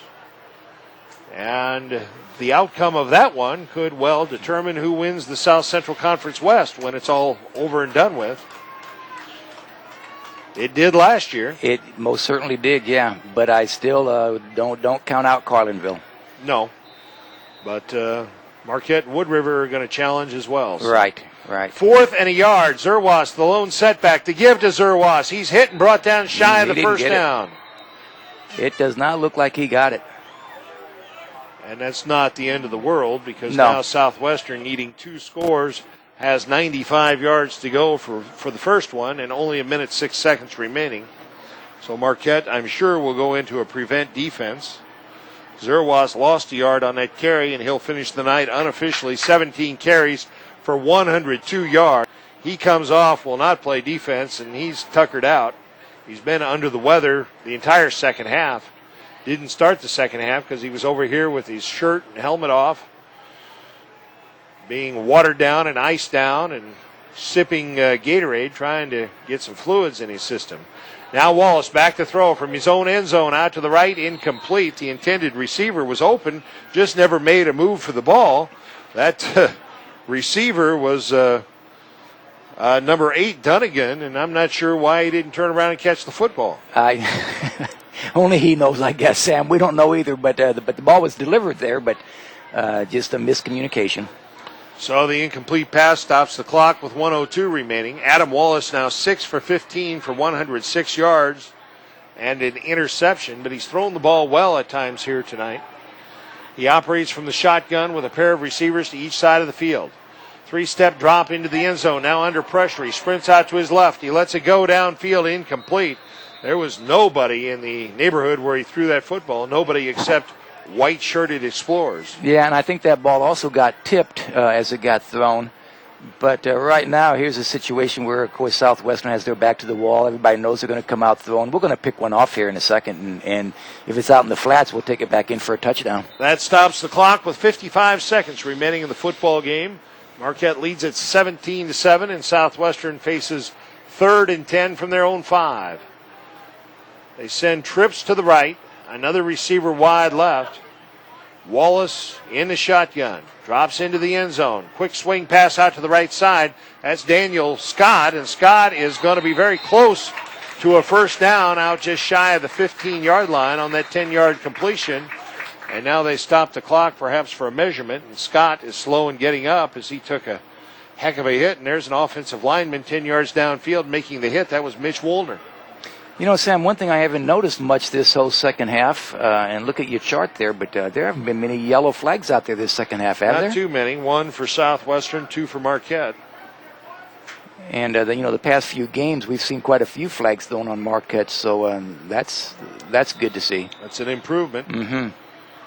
So Daniel Scott picks up the first down First and 10 Southwestern from their own 15. The clock rolling with 35 seconds remaining. Quick swing out to the left side. That's Dunnigan, and Dunnigan finds some good running room. He'll have first down yardage and then some as he tries to dive out of bounds up at the 30-yard line. A 15-yard completion on that pass play. Well, we can give up 15 yards at a time and 20 yards at a time with 26 seconds left. We just don't want to give up any late, cheap touchdowns. First and 10 Southwestern from their own 30, and now the Piasa Birds want a timeout. Marquette leading at 17-7 with 26 seconds remaining. Southwestern once led in this ball game 7-3 midway through the second quarter, but the Explorers took a 10-7 halftime lead, added a touchdown in the third quarter to make it 17-7, and it's been a scoreless fourth quarter. Although Marquette ran a lot of time off the clock, driving down the field before coming up shy on fourth down at the 5 of Southwestern. But at that point in time, Marquette was not going to take any chances, feeling that they had this game pretty much in the bag. Right. And now they're bending, but hoping not to break here as the Piasa Birds still have 70 yards to go with 26 seconds remaining, and that would at best pull them to within 3 or 2 points with a 2-point conversion. Well, and that last drive that Marquette had, you're right, they did not get that last first down and they did not score, but it was mission accomplished. They got the job done. Trips to the right side, quick Here's pass a double out pass. to the right Yeah, side. double It's going pass to be there. a double pass. And down the field it goes, and that is going to be broken up, nearly intercepted by Max Vest. The Explorers were not fooled whatsoever. They had double coverage. Angelo Cross and Max Vest were covering Dunnigan down at the 35 of the Explorers, and Vest very nearly picked that one off. Well, and when you're going to do something like that, you cannot just send one receiver down the middle of the field deep, because if you do, we've got 4 guys who will converge on him. You need to send some other guys down the sidelines and keep your cornerbacks from going to the middle of the field. Ryan Cox threw the football. 19 seconds remaining. Second and 10 Southwestern. Wallace drops to throw. He's got a man out in the right flat. Completes the pass, and the receiver trying to get to the sideline can't get there. Picks up 11 yards. Jacob Gray made the reception, but that's going to run the final seconds off the clock. Unless Southwestern can get a quick snap, they won't. Well, they stopped the clock with 7 seconds as Southwestern calls a timeout. That'll give us an opportunity to remind you of our schedule here tomorrow here on Z1570. 10 o'clock at Sports Talk. Scores, highlights, coaches' interviews, and more. Sports Director Brent Birkland will be in studio to bring you all of that. Then about 10:45 tomorrow, we'll go live to Bloomington, Indiana for the pregame. Illinois and Indiana, they'll kick it off at about 11 o'clock, and you'll hear live play-by-play coverage of that Big Ten matchup. Then following the Illini broadcast about 2:30 tomorrow afternoon, complete play-by-play coverage of tonight's South Central Conference affair between the Carlinville Cavaliers and the East Alton Wood River Oilers. Both teams on Marquette's schedule in coming weeks. And then at 4:30 tomorrow afternoon, Mascoutah and CM. Complete play-by-play of tonight's Mississippi Valley Conference affair featuring those 2 squads. So plenty of football coverage for you tomorrow on the Big Z. On first and 10 for Southwestern, Wallace back to throw. He has his man at the 40. Oh, he dropped it. Incomplete. That'll stop the clock with 1 second remaining. He hit his intended receiver, Jacob Gray, in stride, and Gray, for some reason, didn't hang on. Well, it looked like Angelo Cross came up and may have stripped him. Instead of nailing the kid, Angelo just stuck a hand in there and I guess knocked it out. Well, he's just a sophomore. He'll learn if you're a linebacker, you don't strip anybody, you nail him. You nail him, yeah. I think Coach Reinhardt was telling him that just now. He had him lined up. So now, second and 10, Southwestern from their own 40, but 1 second remaining on the clock. Adam Wallace, quick pass out to the right side, incomplete. And that's the game. And that's the final play of the ball game. The final score, Marquette 17, Southwestern 7.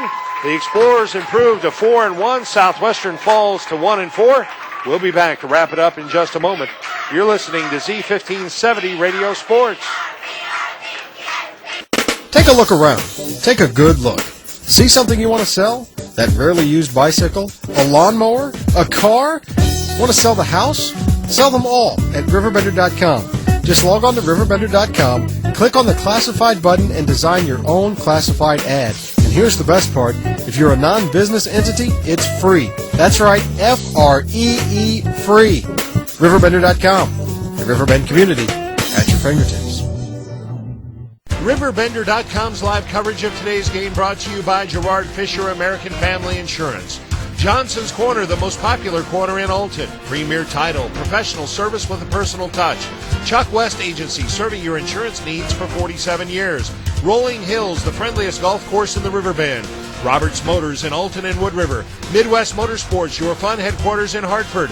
United Methodist Village, where living is easy. And by Century 21 Seneca Edwards, big or small, we sell them all.